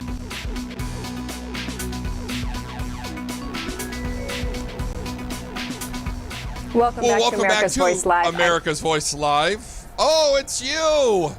I'm so sorry. I'm Tudor Dixon alongside Matt Locke. Matt's taking over for me today, apparently. Just kidding. We actually are going to send it down to our South Beach, Florida studios. We have Miranda Condon, and I'm pretty sure she's got a great economic update for us. So we want to go to Miranda now. Yes, we don't get to hear many of those, do we? So today you're going to hear about it. So the White House campaign released a new pathway to jobs amid the coronavirus pandemic. Here's a look at the campaign. It's called Find Something New, and here's what Ivanka Trump had to say about it. For too long, this country has adopted a one-size-fits-all approach to preparing Americans for the future. Go to college, get a degree, work for a single employer, and retire. There's an overwhelming evidence that really shows that this is failing too many students who aren't going down this pipeline. First, as an example, 2/3 of Americans do not have a college degree. And for those who do enter college, the graduation rates are not nearly where they should be, hovering at around 60% for a bachelor's degree. For those who fail to finish earning their degrees or complete a college program that doesn't result in a job, their student loan debt can be a burden for many, many years. Companies recognize that the best people for the job are those with the skills they need to fill the job vacancies. And that's what they should be prioritizing as opposed to where they learned it. I know what you're thinking. I need a job. I need a new career. Well, I've been there. I've been there. I've been there. I wasn't happy with what I was doing. After high school, I didn't have a plan. I just wanted to start working. I got laid off twice, but you got to keep going. You just need the right skills. Find an apprenticeship. I found a 2-year IT program. I found a medical course online. I'm now a consultant in the tech space. You have more options than you think. You can do this. You will find something. You will find something new.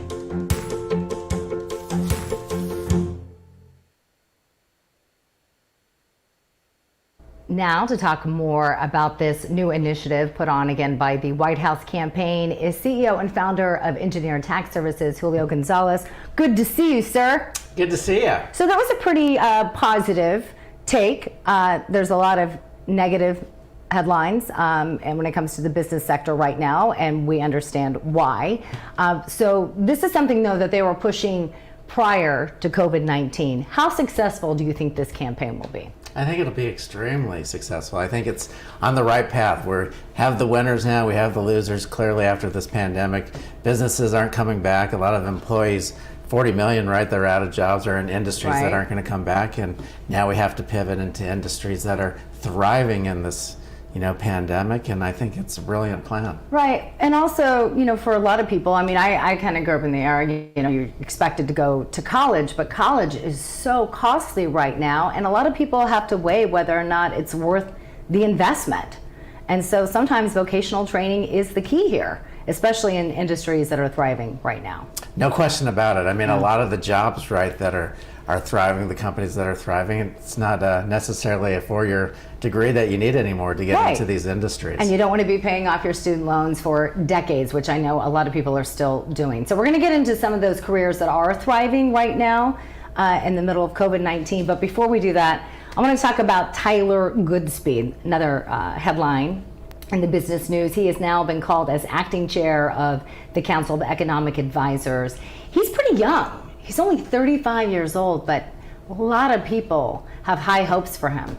Yeah, like a 30-year age gap, right? I guess a passing of the guard of old school, new school, but the administration trusts him, President Trump trusts him, and he obviously has the analytic skills, that new kind of savvy analytic skill set that I think they're looking for. And he's not new to the council. I mean, he's been there since 2017. He's supposed to stay on through, if the president is elected for another 4 years, he's supposed to stay on there. So getting some fresh blood in there. And he's also openly gay.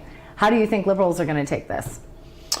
Well, I think, how could they take it bad? I mean, certainly I think it's a good decision. I think you just want the best, right? I mean, you want the best in there, and I think he clearly represents a bipartisan approach, but a savvy approach, I think, that's going to do well. Bring some fresh ideas.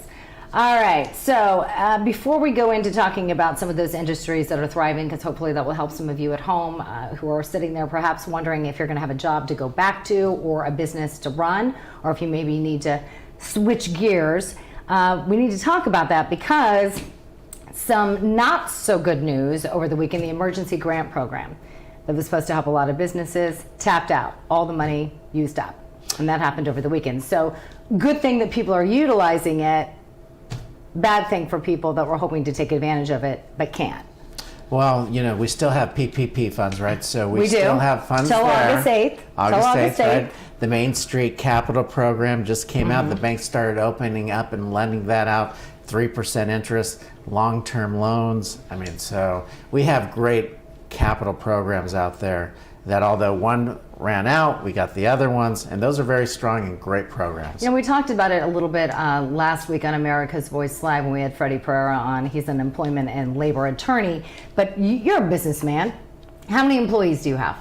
Hundreds. Hundreds of employees. So what advice do you give your clients right now that may be a little nervous when it comes to their business right now, and what other programs could they take advantage of? Yeah, I mean, I think the Main Street program just came online this week. You know, we've been waiting from the Treasury, from that, the Reserve, and finally that's online. And I think it's an outstanding program. We still, I mean, I think the small businesses don't understand that the PPP is still there. I mean, they didn't get it in the first tranche, right? And now we have that. But you can only apply once. That's right. But to the extent that you didn't apply or you didn't get through, that's still available, right? And there's other SBA programs. Look, if you go to grant.gov, tremendous grant programs at the state level, at the federal level. Those are all great opportunities. And then obviously friends and family dig into your... So don't sit there and fret if you can't take advantage of this grant program. I mean, survival of the fittest, always in business, right? Right. Especially in extreme times, and I think you got to dig deep. Do you think some of your clients were surprised to hear about some of these other programs? Yeah, I think they've been pleasantly surprised by all these programs. And then the tax law changed, right? And the tax laws changed so that now we can go back and get refunds for taxes we paid 5 years ago. Ooh, so that's another source of capital, wait a minute, right? Bring that back up. Let's just hear that again. Yeah, so basically when we had the CARES Act last month, right, we basically changed our tax rules. And our tax rules didn't allow us to go back and amend tax returns for refunds. So we could only go forward. We could never do it retrospectively going back. Right. Now we can. We can go back 5 years to get refunds on taxes we paid in.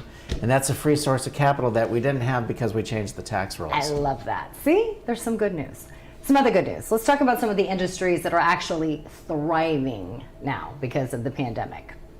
For example, I know a lot of parents don't like it, and I know the president is pushing to get the schools back open, but there have been some positives when it comes to online education, especially for the companies that create those platforms. Yeah, I guess we're all using these companies, right? Right. We're all using these companies that are thriving. I mean, Zoom, you know, I'm zoomed out. But listen, we're doing it 8 times a day. It's nice to see you in person. I hear what you're saying. Yeah. Yeah. But they're saying, you know, they actually almost doubled in their profits because of COVID. Some of these companies that created these platforms. That's one thing. Another thing that's come about, manufacturing, right? We have this huge rift going on with China that has given a lot of companies more incentive to get back to manufacturing goods right here in America. And thank goodness President Trump created a tax policy and regulation relief that brought those jobs back before the pandemic, right? We were not competitive with the tax rates. We weren't competitive with regulations. He dropped the tax rate to 21%, removed the regulations. That's why we had the lowest, you know, unemployment rates, and thank goodness we had that in place in the great infrastructure that the stock market is responding to today. But you're right, manufacturing is doing well. Yeah, doing well. Also, telehealth.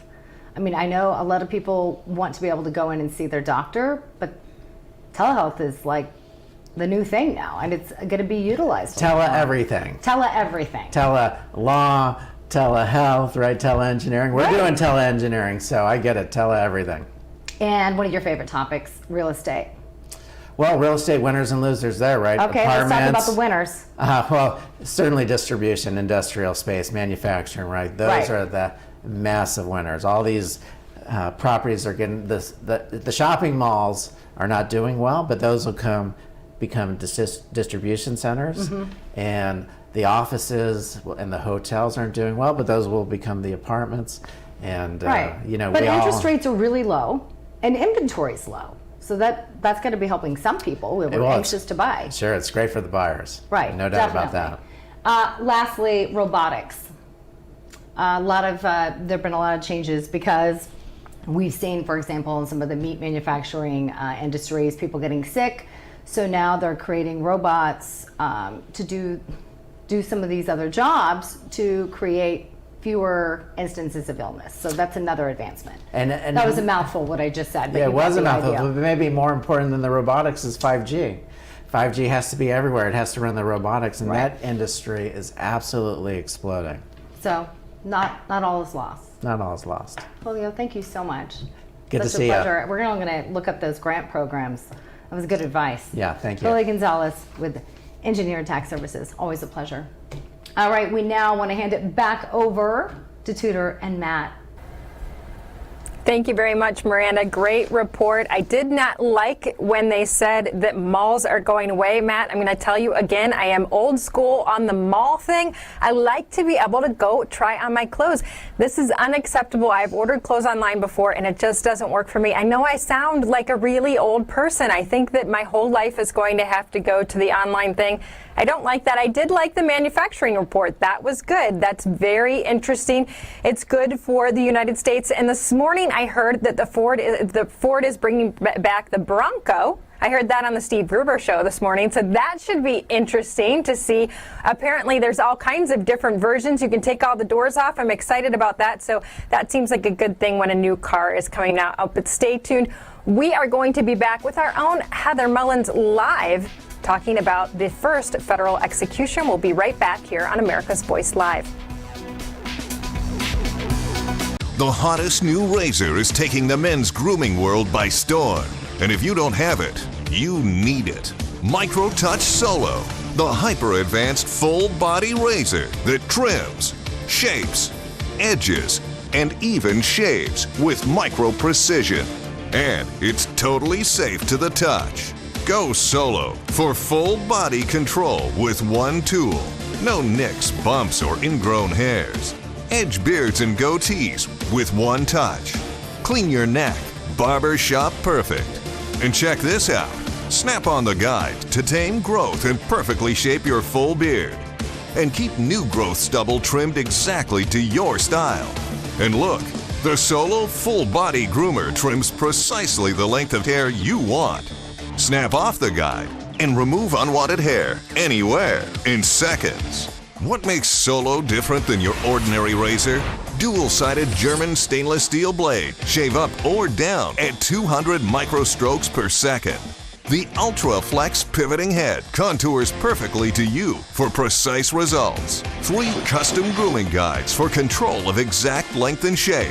And a built-in LED light so you never miss a spot. Solo is so precise, you need no creams, no soaps, and no water. Ditch the old man clippers and toss the scissors. You've got to go solo. Call 1-800-709-9777 or go online at microtouchsolo.com and get yours now for only $19.99. Complete with German stainless steel blade, pivoting head, built-in spotlight, and 3 custom grooming guides. Everything you see here for just $19.99. The all-new MicroTouch Solo Full Body Groomer.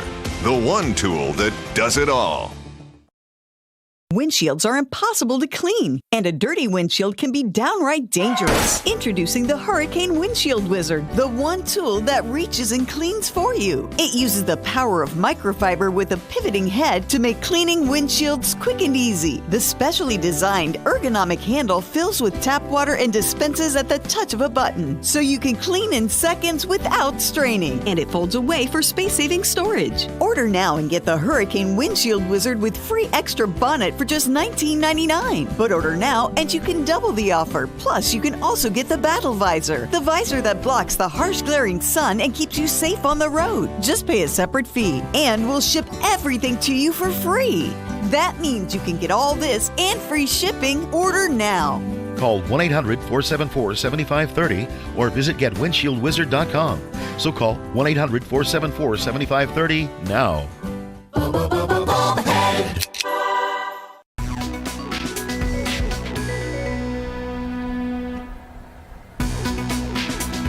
Well, welcome back to America's Voice News. It's actually my turn. I feel pretty good about this.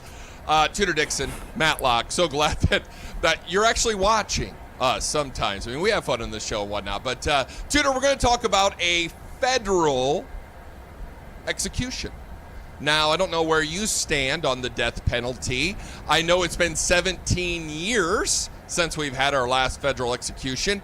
And to get a little background on that, we're going to head to Washington, D.C., and our very own Heather Mullins. She's in front of the Supreme Court. So, Heather, what is going on with this federal execution? Well, Matt, apparently in a 5-4 Supreme Court decision, they essentially upheld capital punishment here in the United States.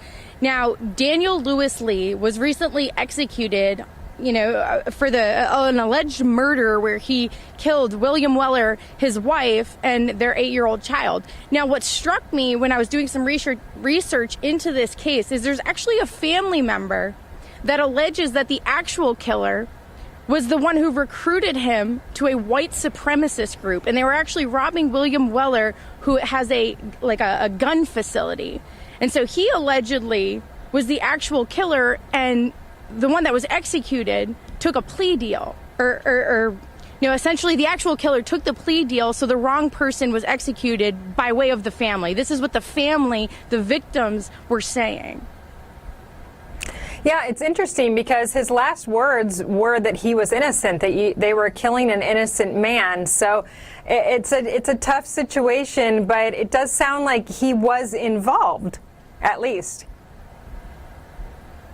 Yeah, so he's actually admitted to being involved, but his role is sort of what was, up for discussion. There's actually 2 more executions that are set to be held this week. Whether or not they're going to continue, there's some appeals in place. There's a lot that the pandemic, COVID itself, people are saying that, certain rights that they have to, let's say, priests and such being present when they get executed, that it's a violation of their safety for them to come out during a pandemic. So there's a lot of those sort of appeals being played right now in the courts. But, this really is a really tough question that Americans need to have as, capital punishment. We've seen now with the advancements of science and technology, right? We have DNA, forensic evidence. Things have really, really advanced over the years. And there's actually been 150 people that have been wrongly executed on death row that have been exonerated with DNA forensic testing. And I mean, this is something that, 50 years ago wasn't available to people that we have now. So there's programs like the Innocence Project, which raise money, and their specific goal is to use DNA and forensic testing to exonerate wrongly convicted cases. But we don't know how many of those cases are available, but it still raises that question, like, is capital punishment necessary if we can't, without 100% certainty, prove that everyone being executed is actually guilty? So, Heather, that leads to my next question, because we're seeing in this story, and I read it as well, that this is the first federal execution in 17 years. So I guess my question would be to you, what were they debating for 17 years? Were there roadblocks? What was the reasoning that we've had this long delay in federal executions? So I think back in 2015, there was another vote in the exact same outcome, 5-4, where they upheld capital punishment. But I think a lot of what has caused these delays and caused people to be hesitant about actually going through with it is this whole, the fact that there's been 150 people that have been executed who were in fact innocent Americans, and that's something that we need to have that discourse. But I can remember when I was back in college, I took a criminal law course, and my professor was actually a former prosecutor for the state, and she had asked us in the class one day, what was the reason that we have the death penalty for murderers but not for rapists and that sort of thing. And her answer was because it leaves incentive for rapists to leave their victims alive, because if it carried the same punishment to murder somebody as it did to rape them, then it would actually benefit the criminal to essentially kill their victims, because then they'd be less likely to face capital punishment. So in that sense, I can see where having capital punishment can sort of incentivize saving lives, but at what cost if innocent people, if our justice system is failing? In, I believe, 11 states, people have been executed that were innocent. So at what cost? So this is a really difficult conversation to be had. Well, Heather, are you saying that based on the new testing and the new forensics available when you are doing an investigation on a murder, that you believe that we can be more positive now that these people are truly the suspect is truly the person who committed the crime, and that we should continue with capital punishment? I mean, it's so hard to say, because I'm one of those people that I'm like, I don't want one innocent person to end up on death row and to be in the wrong place at the wrong time. And but at the same time, I understand that having it there does to some degree add that layer of like deterrence, maybe for people that are thinking about doing bad things, I guess. So for me, I think the Supreme Court has rules under what conditions people can be put on death row. And I think that's something that we need to take a harder look at now that we've seen advancements in technology and forensic testing, and we have surveillance footage and all sorts of other things. So we really need to reevaluate some of these old laws on the books and have newer age discussions about them that accommodate the new advancements that we've made. So, Heather, here's a question I have for you about the Supreme Court. We're seeing a lot of cases that are coming out because normally in June and July they do other cases. They take their summer recess. They come back in October. We've had a lot of discussion about the Supreme Court being 5-4.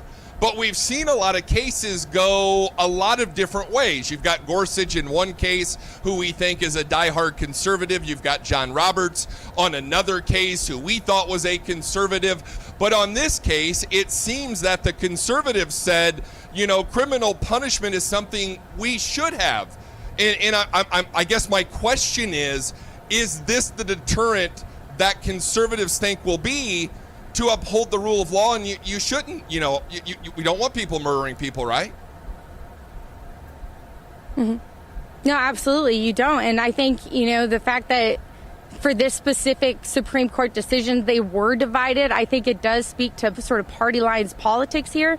But I think that there's still a lot of conversations to be had. And I think no matter what side of the fence you stand on capital punishment, you're sort of coming from a good place, right? Like the people that aren't in favor of it are and the innocent that could potentially end up on death row, like we've seen happen here in America. And then the people that are in favor of it are sitting there saying, like, why at the expense of American taxpayers would we keep alive these atrocious people that, the man that was executed is accused of killing a man, a woman, and an 8-year-old girl. I mean, that is like, when you read these kinds of things and you have an emotional response, the emotional response is like eye for an eye, like get rid of this person. They don't deserve to be here.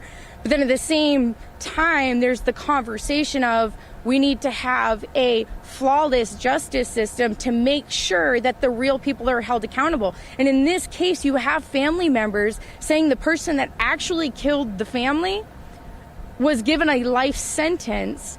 And what I would have to assume is that he was willing to testify information on the other one. And a lot of times you see this where prosecutors have plea deals in order to get convictions, right? So it's not necessarily 100% about innocent or guilty. It's about a conviction rate. And so I think there's just a lot to be said about this conversation. So for me, it's a really, really tough one to say where I stand on the issue. Heather Mullins, thank you so much for being out there in front of the Supreme Court today, bringing us this story. We really appreciate it. Matt, I recently read a story saying that Justice John Roberts had been injured in June and hit his head. That is, we have all of these justices, but we're very careful about what happens to our justices because the Supreme Court is definitely going to be a big issue in this election. We have President Trump who's come out and said, I want to name who I will have for Supreme Court justices, but Biden is not willing to do that at this point. Do you find that suspicious? Not really. You're talking about Joe Biden. I think we're going to hit in the next segment. We've got some breaking news. Joe Biden's come out with the new Green Deal 2.0. Joe Biden doesn't have a plan, and the less Joe Biden can tell us, the better. So when I look at this, Tudor, it helped President Trump. You can honestly say that in 2016, when President Trump put out his list of names for the Supreme Court that had, Justice Gorsuch on it, who had Kavanaugh on it, had Amy Coney Barrett. He had many solid that we thought conservative justices. It really, honestly, Tudor, doesn't surprise me that Joe Biden doesn't have that list, because even today, Democrats are very leery of telling you what they're actually going to do. They want to go to the left. They want to swing far socialist, but they just don't want to tell you because they still believe that you may not like that. He is coming out today and he is giving some information on what his platform is going to be. And some people may not like that. I do want to talk at some point in the next hour about what his Green New Deal is. We know he had AOC leading up some sort of a committee. Now they're saying, well, she wasn't that heavily involved in what he is actually putting out. He's putting out a version of the Green New Deal. It seems very hard to achieve, so I do want to talk about that because it's $2 trillion, but man, it looks a lot like AOC's Green New Deal. We're going in, we're retrofitting businesses, homes, we're making everything green. Now, he was out speaking today, telling folks we are 9 years from disaster. I'm just wondering how this catastrophic discussion, this narrative is going to flow for 2020, but maybe this is the approach they want to take, and maybe it's a winner with their voters. We'll get into all of that next and a lot more here on America's Voice Live. Stay tuned to get a free pan from Granite Stone. Stuck on eggs, burnt on batter. You can scrub and scrape, but you can't escape the nightmare of your sticky pans. Introducing the Granite Stone Pan, the all-new durable non-stick pan. No butter or oil needed. Watch, we melted down these sticky candies in Granite Stone, and it just doesn't stick. We cooked a half a dozen eggs, bacon, cheese, and tomato breakfast with no butter or oil, and it just doesn't stick.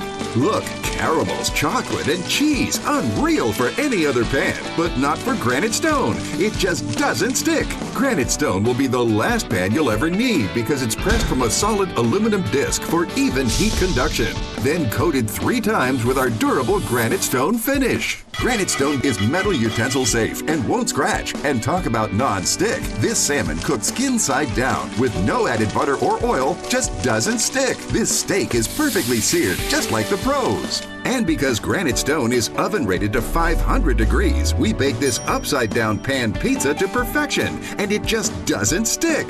Fire Flambe Delicious Cherries Jubilee. Plus, it's PFOA free and 100% dishwasher safe. Call or go online to get your Granite Stone pan for the special TV discount price of just $19.99. Granite Stone is so durable it comes with a 10-year warranty. And with every order, you're going to get a Granite Stone single-serve egg pan absolutely free.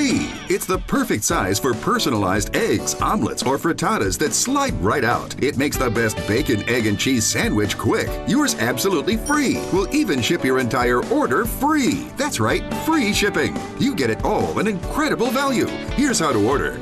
To order, call 1-800-850-0237. That's 1-800-850-0237, or order online at buygranitestone.com. That's 1-800-850-0237. Call now. Frustrated with heavy rubber hoses that always get tangled and easily kink? Introducing the Bionic Flex Pro hose, the super strong, super tough hose that's ultra light as well. Run over an ordinary hose and it'll easily burst, but the Bionic Flex Pro hose stays intact no matter what runs over it, because its reinforced drag-resistant commercial-grade outer polyester weave makes it tougher and stronger than ever. And its solid brass fittings are crush-proof too. Ordinary hoses kink easily and stop working, but the Bionic Flex Pro hose never kinks. It just keeps flowing strong. And while regular hoses easily get tangled, the Bionic Flex Pro hose is tangle-proof. You can get the 25-foot Bionic Flex Pro hose for just $19.95 with free shipping. But wait, order today and we'll upgrade your order to a 50-foot Bionic Flex Pro hose. Just pay a separate fee, and shipping is still free. Go now. Call 1-800-313-8062.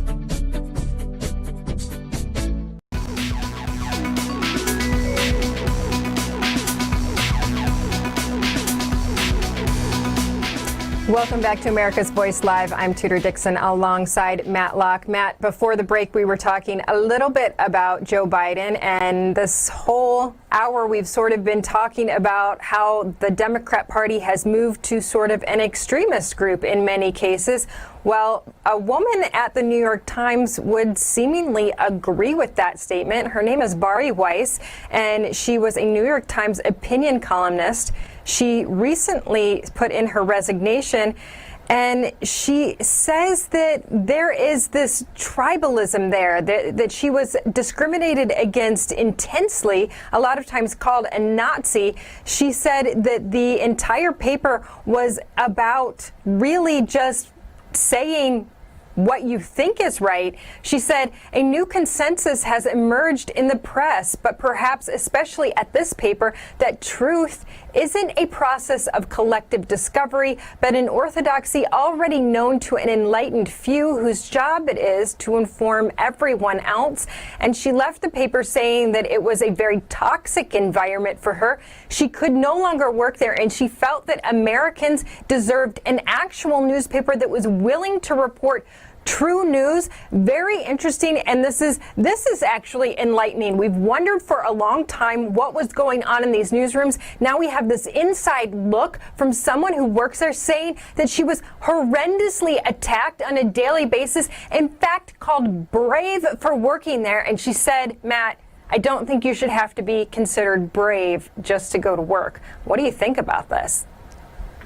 Oh, it's explosive, and you hit on the quote that I had in mind too. I mean, we're at a point where today in our society, and we've talked about this, like you said, through the first hour of this show, no longer are journalists searching for the truth or the facts of a story.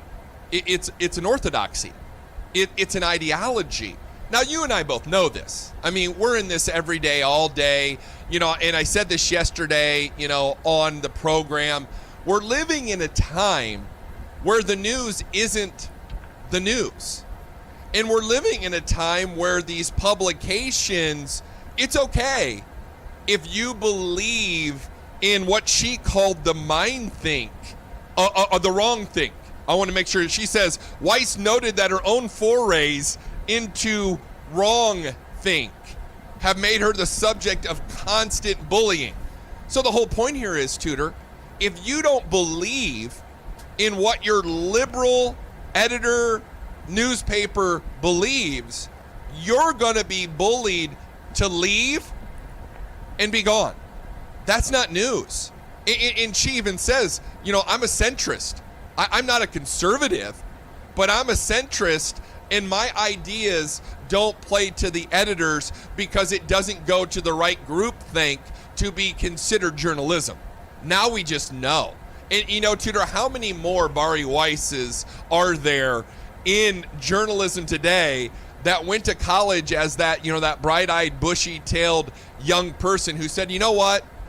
I want to write the truth. I want to cover the news. I want to put the stories out there. I want to be a Pulitzer Prize writer and let people know what's going on, all to run into this situation in a newsroom where your ideology doesn't fit the actual newsroom itself. It is literally quite scary. It is, and here was an opinion editor who was being attacked on a regular basis for having an opinion. I mean, she even said there were times when people said, writing about the Jews again. I mean, I cannot think of anything more offensive. And honestly, if I were the New York Times right now, I would be doing some sensitivity training, maybe some racial bias training. Maybe some training needs to happen in the New York Times because they seem to not like people with differing opinions, even their own opinion editors. Maybe they should look at some of their own tactics and see if they need to use them within their company. But we did talk, I do want to hit a little bit on Biden's Green New Deal, a little bit, because we're going to have Joel Pollack on later, so I want to get his opinion on this too, because he is releasing his book Red November, which we know November can go either way. It could be socialist red or it could be Republican red. But what does socialist red look like? And Biden has released his Green New Deal. Now, it's just today, so we have just a few details on it, but it is a $2 trillion deal. Matt, the way he is planning on paying for it is a combination of tax increases on corporations back to the 28% rate and asking the wealthiest Americans to pay their, quote, fair share and some amount of stimulus spending. It's interesting because what we've seen turn the economy completely around. Now we hear Joe Biden saying, hey, I'm ripping that back because we love to use disaster and fear with Americans. So if I don't take this money from the wealthiest Americans and corporations, we're doomed in 9 years. Well, Tudor, first of all, this is Ocasio-Cortez's Green New Deal 2.0. They're going to retrofit buildings. They're going to get rid of fossil fuels by 2035. So 5 years later. But Tudor, I'm going to tell you what, this is a perfect storm of socialism. Because I was reading an article the other day that goes right along with this. You have municipalities. You have New York City. You have Dallas. You have Atlanta. You have Chicago. You have LA, who have these great big donut holes for deficits because of the coronavirus. So now you've got all of these mayors in Houston, in places like that, are saying, we're going to raise your property taxes, right? Now you have Joe Biden come along and say, you know, we're going to get this money because we're going to raise taxes on the wealthy. Well, here's the problem with that, Tudor. Economics 101. Businesses and individuals who have money know how to shield that money, and they're mobile. So if you tax businesses, and we saw this, they just go overseas. They go to the Cayman Islands. They go somewhere where it's tax friendly and they can keep their own money. Let me give you an example. Apple of all places. Apple does everything in China. Why? Because it's cheaper to make their products over there, and they don't have to pay American, United States taxes, right? So Apple, this is the goofiest thing you'll ever hear. Apple will take out a loan. Now, mind you, Apple's sitting on about, I don't know, $90 billion. Apple will take out a loan in America because the interest rate on that loan is lower than the taxes. See what I'm saying here? So what Joe Biden is really saying, and what Joe Biden's going to create in this Green New Deal that Ocasio-Cortez and all these Democrats are going to do, the rich are just going to leave. So guess what, Tudor? We're going to go down to the next peg. And the next richest people are going to get hit. And they may be able to leave. But you're going to get to a point within the United States where you're going to hit a demographic, probably the upper to middle class, where we can't leave. And guess who's going to absorb the brunt of the new Green Deal? You and I. Not companies, not the higher end people. Absolutely. And when you drive all of those companies out, those big companies, you're also driving out your big manufacturers and your big pharmaceutical companies, and you end up in the situation that Donald Trump has warned us about, which is where we are with not having a vaccine. But those are coming from U.S. companies. Now, I am interested to hear what Biden has to say on his foreign policy plan, because obviously foreign policy is of great interest when it comes to Joe Biden and his dealings in the past. Now, he did attack our president when he went after Iran. Iran actually came back and they tried to attack the United States, ultimately shooting down a Ukrainian jetliner. And they've come out with their new report, finally, on that. They say this was human error. They had a missile battery that could not communicate with their command center. And they misidentified the civilian flight as a threat and opened fire twice without getting approval from their ranking officials. They have come out and finally said this. I wonder what the response will be from Joe Biden's people, because, Matt, we heard that this was going to be the beginning of World War III. And there was a big attack from Democrats on Iran. They said that if you don't bow down to Iran, then you are going to end up starting World War III. We know that the man that he was vice president to, Barack Obama, actually took a big pile of cash over to the Iranians. Just honestly, a big pile of cash handed over to that country. Is that the foreign policy we should expect from Joe Biden? Oh, it'll be awful for it. I mean, Joe Biden's foreign policy, can't remember his name, let alone any dictator or someone he's going to be working with over in the Middle East. But Tudor, I want you to remember, this happened right after we took out Soleimani. This was a retaliation. Iran thought this was an American plane. They thought this was an asset of ours. So you can say what you want to say. You can do all the reports you want to do and the investigations. But in the end, they shot this plane down right after we killed Soleimani, right after we took him out. You can't tell me there isn't any report, anything. Do you even believe Iran? I mean, Iran is run by the mullahs. You know, they're a dictatorship. This is like believing anything that Syria would say or Russia. There's no reporting over there. This wasn't an investigation to get to the bottom of this. This is like saying we should, trust what the Democrats say on the Trump-Mueller investigation.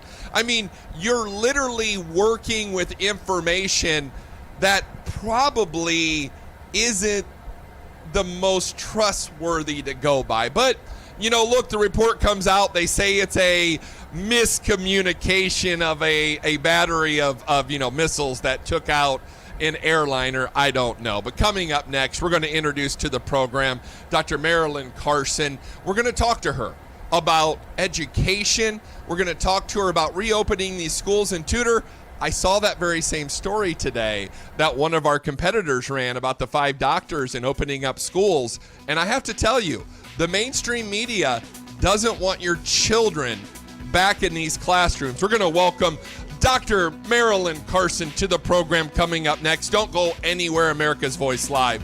We'll be right back.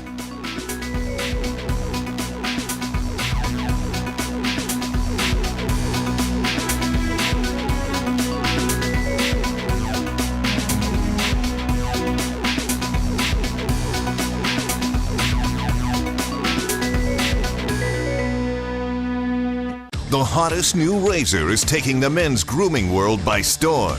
And if you don't have it, you need it. Micro Touch Solo, the hyper-advanced full-body razor that trims, shapes, edges, and even shaves with micro precision. And it's totally safe to the touch. Go solo for full body control with one tool. No nicks, bumps, or ingrown hairs. Edge beards and goatees with one touch. Clean your neck, barber shop perfect. And check this out. Snap on the guide to tame growth and perfectly shape your full beard. And keep new growth stubble trimmed exactly to your style. And look, the Solo Full Body Groomer trims precisely the length of hair you want. Snap off the guide and remove unwanted hair anywhere in seconds. What makes Solo different than your ordinary razor? Dual-sided German stainless steel blade. Shave up or down at 200 microstrokes per second. The Ultra Flex pivoting head contours perfectly to you for precise results. 3 custom grooming guides for control of exact length and shape. And a built-in LED light so you never miss a spot. Solo is so precise, you need no creams, no soaps, and no water. Ditch the old man clippers and toss the scissors. You've got to go solo. Call 1-800-709-9777 or go online at microtouchsolo.com and get yours now for only $19.99. Complete with German stainless steel blade, pivoting head, built-in spotlight, and 3 custom grooming guides. Everything you see here for just $19.99. The all-new Micro Touch Solo Full Body Groomer. The one tool that does it all. For everyone like you making their business work online, there are people searching, headed in your direction. For every detail you adjust, there are potential customers digging deeper. For every photo you position, there are others watching and wondering. So since people are still looking for what you do online, GoDaddy is making it possible for you to create a website for free. Nice technique with that knife there. Start now at GoDaddy.com. I see what's possible instead of what's here. Others see cracked concrete, broken backboards, run-down courts. I see a way to bring pride back to communities. Art can change it all. Bright colors, a bold vision, and it can be somewhere that brings people together for games or hangouts or whatever.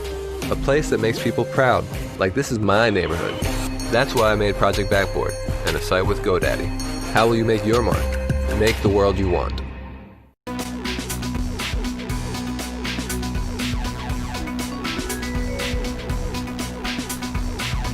Well, welcome back to America's Voice Live alongside of Tudor Dixon. I am Matt Locke. And Tudor, we've got this big controversy going on in America today. Should we send our kids to school or not? You've got the teachers union in LA saying, no. We can't have kids in school. We've got to be overly protective. We got to pay attention to what's going on. We got to make sure not only to keep our children safe, but the teachers and the staff and everything that comes with that. So, Tutor, when we're placed in front of these types of questions, we bring in the people who have the answers. So I want to introduce to the program Dr. Merlin Carson. I'm sorry for mispronouncing your name before the break. Miss Carson, welcome to the program. Hey, great being here. So, first question. We've got schools that want to reopen in the fall, particularly private schools, charter schools, these types of schools. You've got a public school system that says, no, we've got to wait. What do we do? What should we do? What would doctors tell us we should do? Look, I really think it comes down to the states and how they decide on how to open back schools, and it has to be done safely. I don't think that keeping kids locked up and not sending kids back to school is the right option here. We need to weigh our option. I mean, I have kids. I have young kids. I have kids that go to elementary school. We need to educate them on what safe practices are, and also weigh in how do we do a hybrid on telehealth. There are some kids that can't go back to school because of secondary issues, or so we just need to make sure that I don't think shutting down the school is the right answer. I just think we need to have safer practices on how we reintroduce kids back to school. Recently, ABC talked to some pediatricians about this. I want to play for you a video of one of those pediatricians now and what they had to say when they were on ABC just, I think it was last night maybe. Here it is. This has been a strange pandemic because usually for respiratory viruses, children are the first and the most substantially affected. And this has really been a flip of that, where it's our adults, and particularly our older adults, that have been more affected. So we keep hearing that students and young children are not even transmitting this virus. So my question to you is, I think you run a company that does a lot with staffing. If schools have teachers who say they're not comfortable coming back, we know that there are people across this nation who have gone back to car factories and manufacturing, all types of different jobs. Is there a way to then say, okay, those folks, we need to replace those people right away and still open these schools? Or is there a shortened period of time? Is that not enough time to get teachers? I think that we have a lot of teachers out there, but you would know better than I do on the staffing. So my company does a lot of around population health. We look at what we do in terms of disease and how it's spreading across the nation. There is a shortage in terms of staffing. There is a shortage for hospitals and such. But again, I do agree. There's a very low risk for children and the transmission of disease that we're seeing. And another thing also to remember is, we keep talking about the high case numbers here, but you're going to see high case numbers, and this is just population health. The more testing we do, we're going to see high case numbers. But let's actually look at case fatality and also our mortality rates, and let's gauge based on that. Well, the question I have for you here is the teachers union. So we're out in LA, we're seeing the teachers union say it's not safe. But, I want you to listen. We've got another clip here of, I think it's the president of the teachers union out there in LA. I want you to listen to what he has to say here, and I want your reaction. Science was our guide and will continue to be. While the new school year will begin in August, it will not start with students at school facilities. The health and safety of all in the school community is not something we can compromise. So there you have, we're hearing that, the children aren't transmitting this as much. I saw a report out of Germany where they've opened their schools and they said, look, there's like one case out of many that could be. No one's transmitting this, but this teachers union fella says we have to follow the science. Is he following the science? Right. I'm a little confused on what science he's following, because there's not scientific data there that shows that kids are at higher risk or they're going to be transmitting the disease at a higher ratio. So I'm a little confused on what they're following. I believe in, taking the precautions necessary, educating our kids, having a hybrid model so that there are some kids that can't go back to school. Maybe they need to do the telehealth option. But we also can't keep kids locked up. That doesn't help their psyche as well. So yeah, he knows some signs I don't. Dr. Carson, I have a question for you on cases in general, because we see cases going up in Texas, Florida, California, Arizona, but we're not seeing the hospitalizations follow that or the deaths. Now, we've been told that deaths may follow up in a couple of weeks. As we get further out, though, it's still not playing out that way. So my question to you is, originally, we were not testing the younger folks. We had these rules. You could only, if you had to be exposed, you had to be over a certain age. Those were the only ways you could get tested. Is it possible that our cases were higher in March and we just didn't know? Yes, absolutely. One of the things in population health is to test the population, and we didn't test the population. We were testing higher risk patients. So of course you're going to see a positivity, and of course you're going to see higher mortality. So I think to get those data better, we really need to test the population, and we do need cleaner data coming back from the hospitals as well, where some of the states are including serology or antibody testing in there. That doesn't mean that's a new case. That's a person that's already had the disease. So I think we need cleaner data coming back. And I do think we need to widen our scope in terms of who we're testing. So I have a question on that data, because we're hearing about herd immunity, and we're seeing all of these tests. We're seeing all of these positive tests, but we're not hearing about the other end of who actually is recovering. What number do we need to hit herd immunity, and are we already there?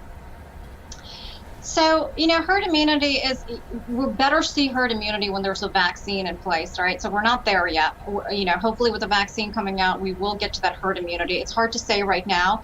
And there is no data that shows that the coronavirus antibody actually prevents us from transmitting it. There's a lack of data with the coronavirus. So it's hard to say about the herd immunity at this point. Is the vaccine something that we'll get one time and then we'll be vaccinated, or is this more of like a flu vaccine where we have to continually every year get a new vaccine? I think that's again it's kind of the jury's out on it right now. But if I were to make a guess on it, it is going to be like the flu vaccine, where the strains constantly change. That's the problem with the flu vaccine, right? It's a virus, and it mutates and it changes, and we're going to have to keep up with that. And we had the flu pandemic, and we recuperated. So I don't know if this is an appropriate question for your line of work, but I'm going to ask it, and maybe you have the answer. We have a flu season, and then the flu goes away. Why isn't the coronavirus went away? I mean, we're seeing states like Florida, Texas, Arizona, California. Like down here, I'm in Fort Worth. It's 100 degrees today. How does the coronavirus live because the flu virus doesn't live? Is that an appropriate question to ask you? So, the coronavirus, I mean, there is that's why there's the UV light and everything else that they're doing. So virus itself is very, very, it's susceptible to heat, for instance. They're not very strong. They need a host to live. So it's not a very, very strong. They can't, so we don't know much about the virus, and the flu doesn't go away. It just has a peak season to it. So we're learning a lot about this. We don't know when the peak is, and we don't know what fall is going to bring for us. It might be that, peaks again and decreases, but we're not, we just don't know. Dr. Carson, we have about a minute left. I want to ask you, so we don't know a lot about this virus, but is this something that we think that we'll have to, for years to come, be worried about? Will the masks be permanent? Because I know there's a big debate on masks right now. Do you think masks are a permanent part of our life? No, and that goes back to Matt's question about the herd immunity. We are going to build that herd immunity. We are going to have a vaccine that comes out, I don't know if it's this year or early part of next year, but I do think this is going to be part of, just like the influenza. It's kind of part of that. I just think we're going to know how to handle it, and with the vaccine, we're going to be able to control it better. Dr. Merlin Carson, thank you so much for being on today. We really appreciate it. We learned a lot. Thanks, Matt, I needed to know about the masks because I need to know if I have to get my other kids braces, but it looks like I'm going to have to worry about it, and their teeth are going to show.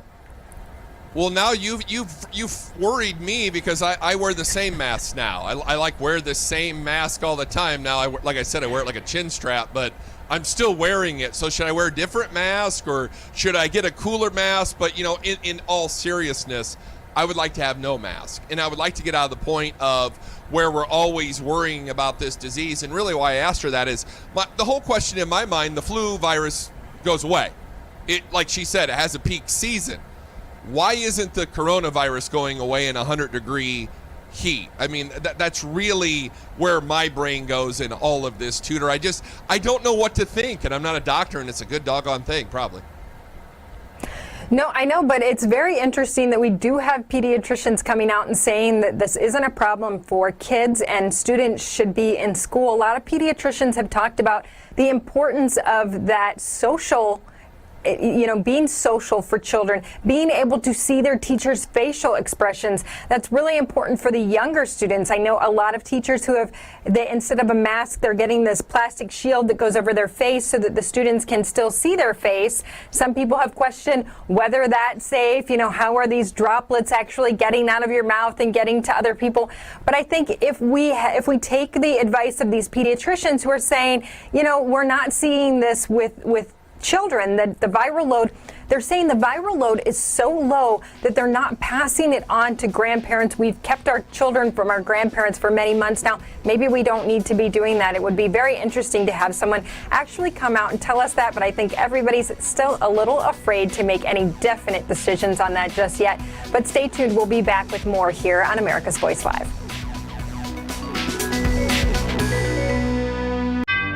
Brett Favre, legendary quarterback. Jerry Rice, legendary wide receiver. You ready for your weekly meeting? Yeah, we're ready. Let's do this. Let's stack the deck. When legends play, they wear Copperfit Advanced Back Pro. Copperfit's best-selling compression back support just got better with new double-band adjustable supports for customizable compression when you need it most. Since I put this on, I feel so much better. The core is the most important thing. To know that I'm stabilized here. Whatever I'm doing, I can give it 100%. 4 built-in stabilizing supports designed to improve posture and help reduce lower back stress and strain. You have back pain and it's affecting your everyday life. You do something. If you can find something to help you get back out and be active like Copperfit, go for it. Absolutely. Do not give up. A high-performance compression fabric infused with the powerful properties of copper, 360-degree flexible mobility, and lightweight, durable construction. Nothing more painful than having back pains. If you're aching, if you feel like you can't work out anymore, you can. And that's with Copperfit. Yeah. It's for all of us who still want to be active, still want to compete. Way to go. That's what I'm talking about.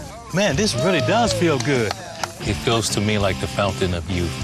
Copperfit's best-selling back support just got bigger, badder, and better. Or call 1-800-944-5851. Or on the web at advancedbackpro.com. Get yours now for only $19.99. This does feel good. That's what I've been saying. You think it was fair? It was fun. Play for the love of the game. Copperfit, live limitless. You hate coming home to a dark house, and leaving lights on all night drives utility bills out of sight. You need the Bell & Howell Bionic Spotlight, the outdoor motion sensor light that turns on the instant motion is detected and turns off when the motion stops. Bionic Spotlight is solar powered, so there's no expensive wiring or batteries to change. The instant the motion sensor detects movement, Bionic Spotlight triggers 8 high-intensity LED lights that shower the entire area with light and then shuts off 30 seconds after it stops. So you can spend hundreds of dollars on an outdoor lighting system, or you can get the motion-activated Bionic Spotlight for just $19.95 with free shipping. Bionic Spotlight is backed by our 5-year warranty. But wait, if you order right now, you can double the offer and get a second Bionic Spotlight. Just pay a separate fee. And when you call, ask about the contractor's discount on the complete 6-light home value set. Here's how to order. Call 1-800-486-4451 or go to BionicSpotlight.com. That's 1-800-486-4451 or order online at BionicSpotlight.com.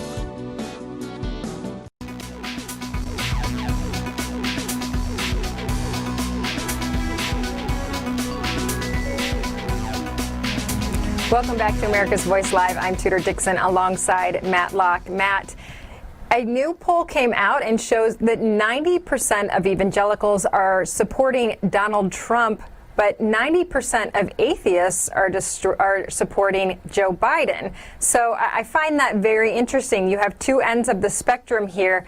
You have all of the atheists on Joe Biden's side.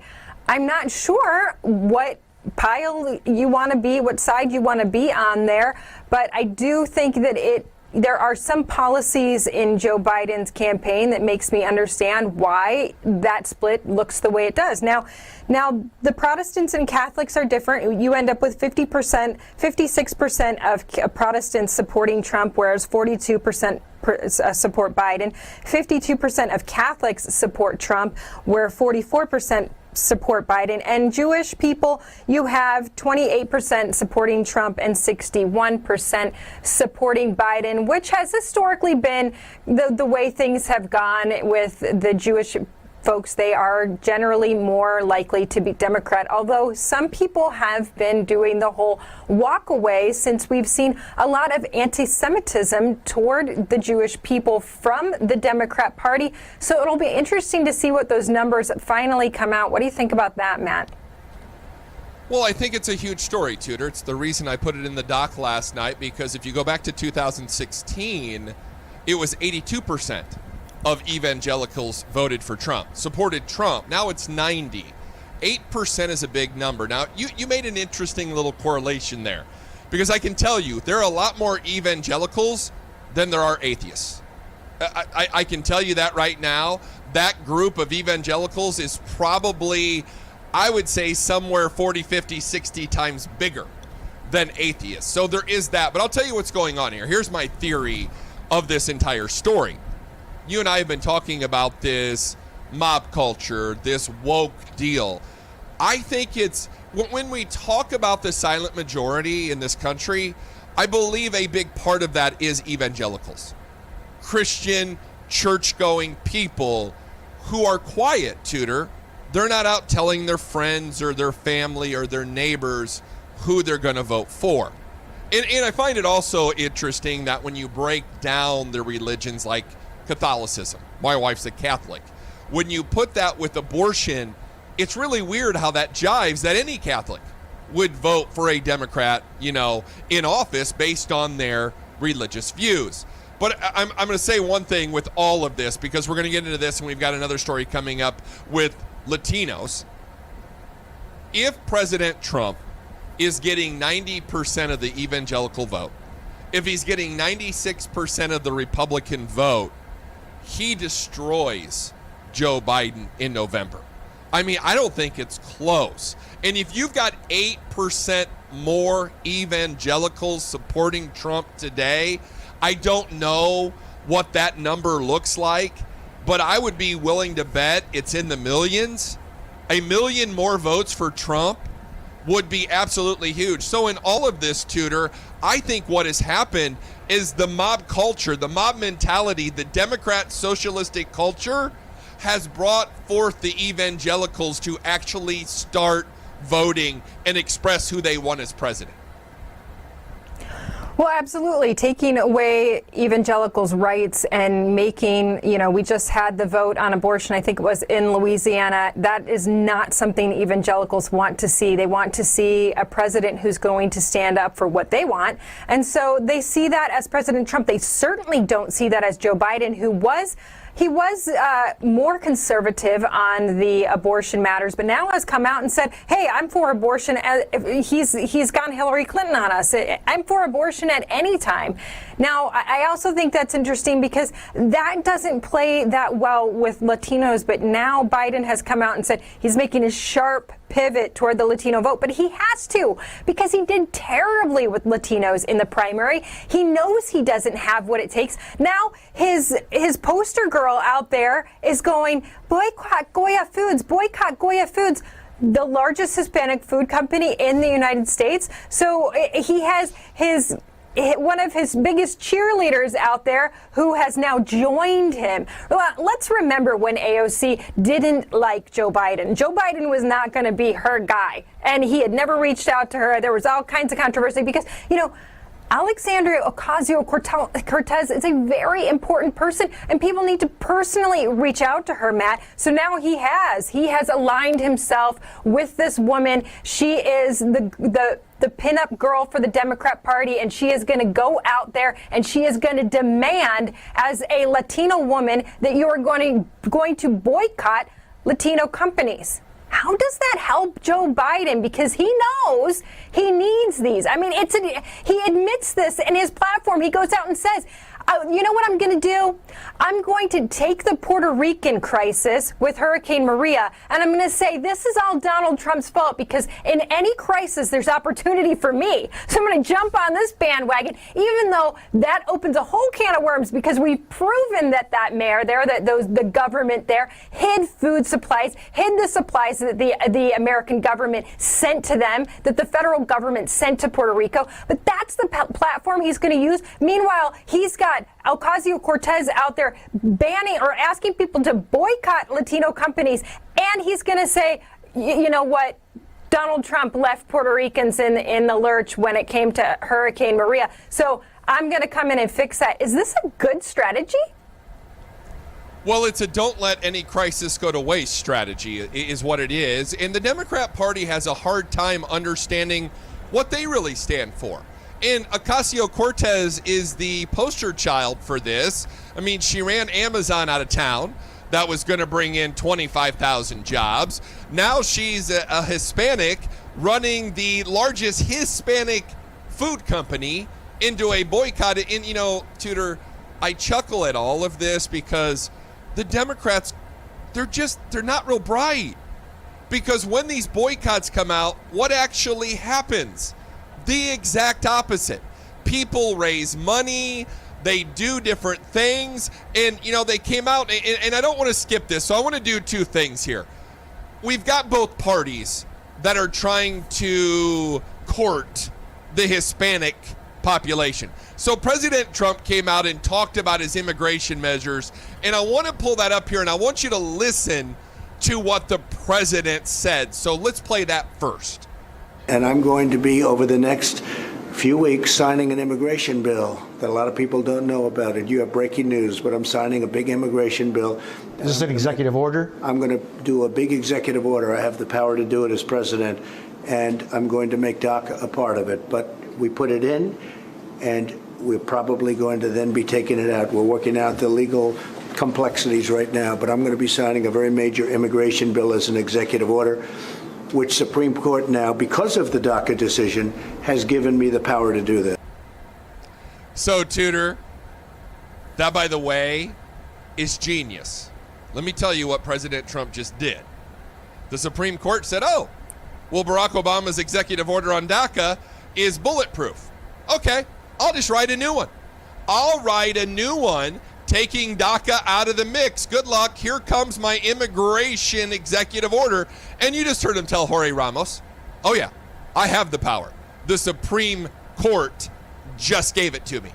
It's brilliant, by the way. It is absolutely what he should have done. And you wait and you watch and you see how the Democrats howl, because this is how politics is played today. It's done by a phone and a pen, right? As Barack Obama said, just watch out, I'll do the executive order and I have the power to do it. Now, on the other side, here's President Trump with the Hispanic Initiative, and here is the Goya CEO praising President Trump. Listen to this. We're all truly blessed at the same time to have a leader like President Trump, who is a builder. And that's what my grandfather did. He came to this country to build, to grow, to prosper. And so we have an incredible builder, and we pray. We pray for our leadership, our president, and we pray for our country, that we will continue to prosper and to grow. So, Tudor, there is true bravery. I mean, it isn't no longer about the color of your skin, it's about your political affiliation. And this guy said, you know what, go take a long walk off a short pier. I back the president. And what has it done, Tudor? It's the Democrats, every time, they step right in it. It's a boycott. Check out this clip of Goya. This is going to the food bank. Thank you, Goya. And there you have it, Tudor. Every time the Democrats want to take down someone they don't agree with, they boycott them, and then what happens? The silent majority, the evangelicals, the people with money, the conservatives, not the kids living in mommy and daddy and grandma's basement, they go out and spend money in Goya. By the way, Tudor, over 100,000 new Facebook followers in the last 4 days. Do you think it's working for the Democrats? No, it's never working for the Democrats. And I think something very interesting here is that this new Hispanic initiative went in, and then Trump comes out and says, okay, so I'm going to write an executive order on DACA, and I'm going to give the people that were here, the children that were raised here, that see America as their only home, I'm going to give them a pathway to citizenship, because I clearly sat down and listened to the American people. And I think that's something that's so important, because so oftentimes he does things after he's sat down with these people who are personally affected by this and says, okay, I hear what you're saying, and I'm going to change my stance because I want to meet the American people where they are. Now, a lot of Hispanics say we don't want DACA to continue. It's a very uncomfortable situation for these families, and you bring in people that compete with our jobs. And so he wants to end DACA. But the big confusion was what would happen to these children that are in the United States and this is all they've ever known. Well, he says, I'm going to give them a path to citizenship. So what is going to be the rebuke from Democrats on that? It'll be interesting to find out, because it's a really hard thing to say that he's doing something bad in this case. It's kind of their issue, and they won't really know how to go after it. But stay tuned. We've got Joel Pollack up next, and we want to talk to him all about Red November. We'll be right back after this break. Stay tuned to get a free pan from Granite Stone. Stuck on eggs, burnt on batter. You can scrub and scrape, but you can't escape the nightmare of your sticky pans. Introducing the Granite Stone Pan, the all-new durable non-stick pan. No butter or oil needed. Watch, we melted down these sticky candies in Granite Stone, and it just doesn't stick. We cooked a half a dozen eggs, bacon, cheese, and tomato breakfast with no butter or oil, and it just doesn't stick. Look, caramels, chocolate, and cheese. Unreal for any other pan, but not for Granite Stone. It just doesn't stick. Granite Stone will be the last pan you'll ever need, because it's pressed from a solid aluminum disc for even heat conduction, then coated 3 times with our durable Granite Stone finish. Granite Stone is metal utensil safe and won't scratch. And talk about non-stick. This salmon cooked skin side down with no added butter or oil just doesn't stick. This steak is perfectly seared, just like the pros. And because Granite Stone is oven rated to 500 degrees, we bake this upside down pan pizza to perfection, and it just doesn't stick. Fire Flambe Delicious Cherries Jubilee. Plus, it's PFOA free and 100% dishwasher safe. Call or go online to get your Granite Stone pan for the special TV discount price of just $19.99. Granite Stone is so durable it comes with a 10-year warranty. And with every order, you're going to get a Granite Stone single-serve egg pan absolutely free. It's the perfect size for personalized eggs, omelets, or frittatas that slide right out. It makes the best bacon, egg, and cheese sandwich quick. Yours absolutely free. We'll even ship your entire order free. That's right, free shipping. You get it all, an incredible value. Here's how to order. To order, call 1-800-850-0237. That's 1-800-850-0237, or order online at buygranitestone.com. That's 1-800-850-0237. Call now. America's Voice News brings you real news and real opinion in a real world. If you care about this country, then you can help by sharing America's Voice with your friends and family. We're here to bring you the truth with no agendas. America is one of the greatest countries of all time. We need a great leader to keep us on track and safe. If you support this president, then help us by being a beacon of hope and standing up for this great nation. Join us as we fight to bring you the truth in a crazy world. Search America's Voice News on all apps, Roku, Pluto TV, and Dish Network Channel 219. Please help by downloading America's Voice News to your phone, on your smart TV. Search America's Voice on all your internet-connected devices. Then share the truth with your friends and family. America's Voice News, the real news network. Join the America's Voice revolution and consider yourself an American patriot.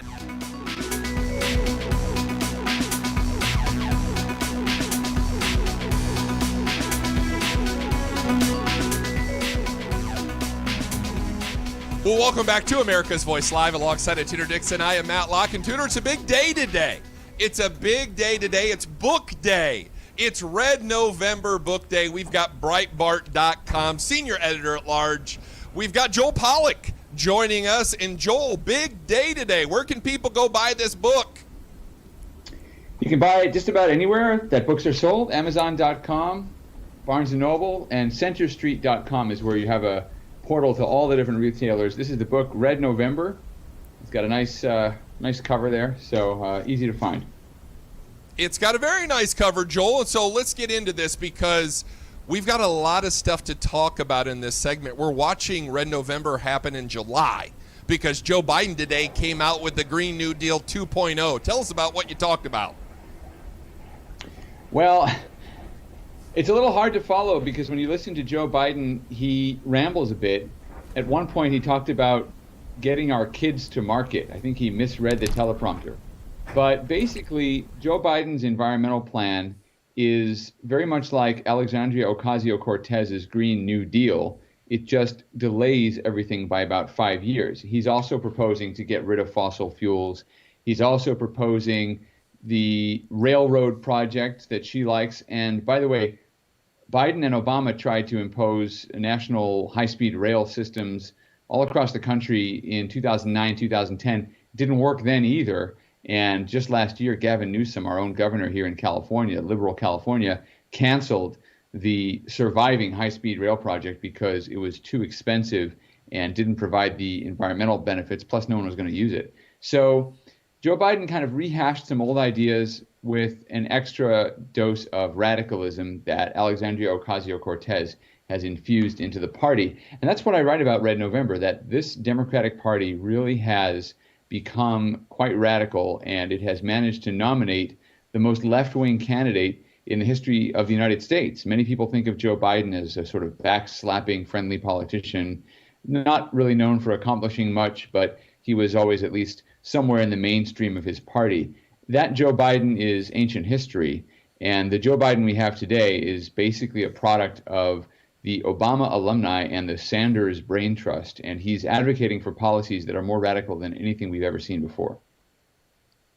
Isn't it true when you just skim this Green New Deal that it's a pipe dream. It's not even possible, certainly not with the amount of funds he says he would put into it, but neither with the amount of time he says he would spend. He's going to retrofit companies and homes. But when you talk about the rail, he's also saying no carbon emissions. How do you build rail cars? How do you build a railroad system without carbon emissions? Because that would have to all go to China then and have them do it, because all of our manufacturing companies would be out of business, right? You can't even build a solar farm. You can't even build a wind farm without carbon emissions. You know, Michael Moore, of all people, pointed this out in his new documentary, which has basically been banned from everywhere, and he streamed it free on YouTube. The name escapes me for a minute, but if you look it up, Michael Moore basically has come out with a new documentary ripping the environmental movement, saying that a lot of what they do, including solar and wind power, is actually bad for the environment, and there is no such thing as a carbon neutral renewable energy source, because when the sun isn't shining, your solar plant still has to use natural gas or some other fossil fuel source to keep the generators going. And when it starts up again, you often have to use fossil fuel. So, and that's without getting into all the mining questions, you know, where you get the minerals to put in the solar cells and so forth. But the other question you ask is about railways. Now, there just isn't the demand among consumers. I'm a public transportation guy. I love rail. I love buses and all that stuff. I love planes, everything, but especially rail. I mean, my wife makes fun of me for how often I like to take the train. But that was before the coronavirus era. There is no demand among Americans to sit or stand on crowded public transportation if they have other alternatives, when we know that public transportation has been part of the reason that the virus spread so easily in New York City, for example. We don't want to be crowded in with other people. It turns out that the private vehicle, the much derided private vehicle, is actually a lot safer for our health. And industry is already innovating to create a lot of the greener models, whether electric or simply cleaner burning fossil fuel models.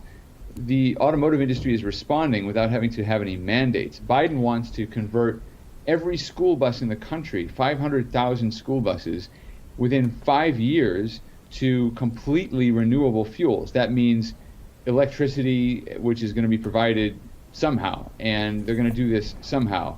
This is sounding very much like something Chairman Mao might have come up with, which may be no coincidence because Biden's being advised by a Maoist admirer named Anita Dunn, who famously said that Mao was one of her favorite philosophers. She's now one of Biden's senior advisors, and he's coming up with ideas that sound like the great leap forward, which plunged China into famine. This is all just sort of utopia nonsense that's aimed at a Democratic constituency. Oh, and by the way, my favorite part of this is that Joe Biden is going to do all this with union jobs. He keeps talking about good-paying union jobs. Now, if you know where unions are in this country, the private sector union labor force has been declining until recently anyway, and the growth in union jobs has largely been in the service sector. And Biden is promising union jobs for these public projects that he says are going to come in under a certain budget.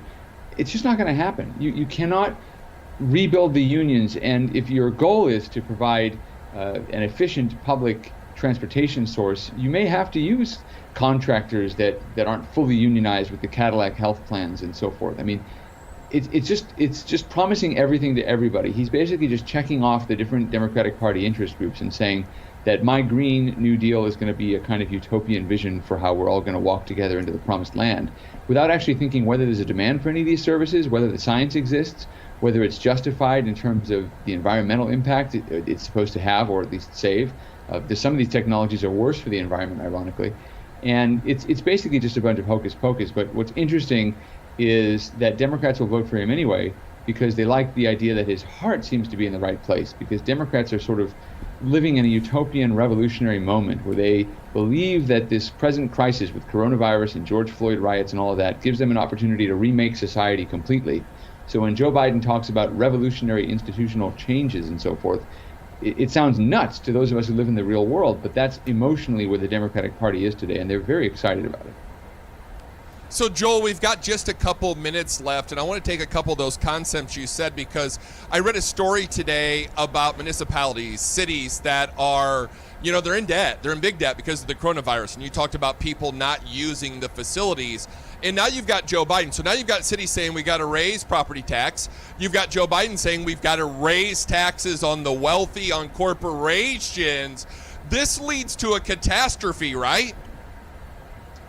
Right. Why do you raise taxes in the middle of an economic downturn? And this is something else that Biden doesn't get. Look, in some ways, he's just a classic tax and spend liberal. They believe in taxes because it's almost like a central tenet of their philosophy. But also, he's promising these revolutionary changes. He's promising to disrupt a system that's already gone through so much disruption this year. What Americans want is stability. Americans want the coronavirus to subside. Americans want the economy to be stable so that people can make their own way back to their businesses, back to their jobs, and get back to work. That's what people want. They don't want more changes. This is the problem Obama had. Biden's offering us Obama 2.0, really the third term of Barack Obama, you could say, because Obama had a mandate in the middle of a financial crisis to fix the economy. He did not have a mandate to carry out what he called fundamental transformational change. He did not have a mandate to redo the entire health insurance system. He had a mandate to help those who didn't have insurance, but did you have to mess with the insurance that the other 85% of Americans enjoyed? Obama over-interpreted his mandate to govern from the left, and Biden is doing the same thing, fueled by the Obama alumni and the Bernie Sanders brain trust. So, Joel, you got about a minute. Tell us where to get that book, Red November. Red November, yeah. Well, you can get it just about anywhere that you can find any book, but Barnes & Noble, Amazon.com, and Center Street is the publishing division where you can get it. It's a lot of fun. People have been really enjoying it. I've gotten great feedback. So, I'm happy to talk about the book anytime. I'm sure we'll be talking about it again in the future. Joel Pollack, he is the senior editor-at-large at Breitbart.com, and now author added to his title. Thank you so much, Joel. What a great conversation. But, Tudor, I love talking to Joel. He's got his finger on the pulse, and he's right. Joe Biden is a tax and spend liberal. That's what he is. Democrats love taxes. They love taxing the rich. They just like taxing some of the rich, the evil, greedy rich that they don't like. And we've already talked about this. The rich have a way not being taxed, so it's a calamity that could bring America to its knees. Absolutely, and it'll be interesting to see how that plays, because I think that what he was saying about Obamacare and what he was saying about how that affected the rest of Americans, I'm not sure that people who believe that health care should be free for all understand that folks that kept their insurance plan want to keep their insurance plan, because here we had a president who kept saying, if you have a plan you like, you'll keep it. If you have a doctor you like, you'll keep it. They ended up not being able to keep that. They don't necessarily trust that administration now. Here you have the vice president of that administration coming back. There's going to be a heck of a lot that the Trump administration can throw out there that happened right before they came in. This is the administration that was right before them. You know they have a lot of stuff that they've had to fix. What will the next few months bring, Matt? I think I just heard you say liar, liar, pants on fire. I kind of like it. And the next few months is going to bring, I mean, we're going to see with everything that President Trump's doing, are conservatives going to step up in battle? Are they going to let the mob take over? Are we going to push back? I mean, there's so many questions we have to ask. And will the coronavirus subside, or will the fear? Probably not until November 4th. I mean, we talk about this all the time, and guess what, Tudor? We'll be back tomorrow to talk about it again. Tudor Dixon, Matlock, America's Voice Live. We'll see you then.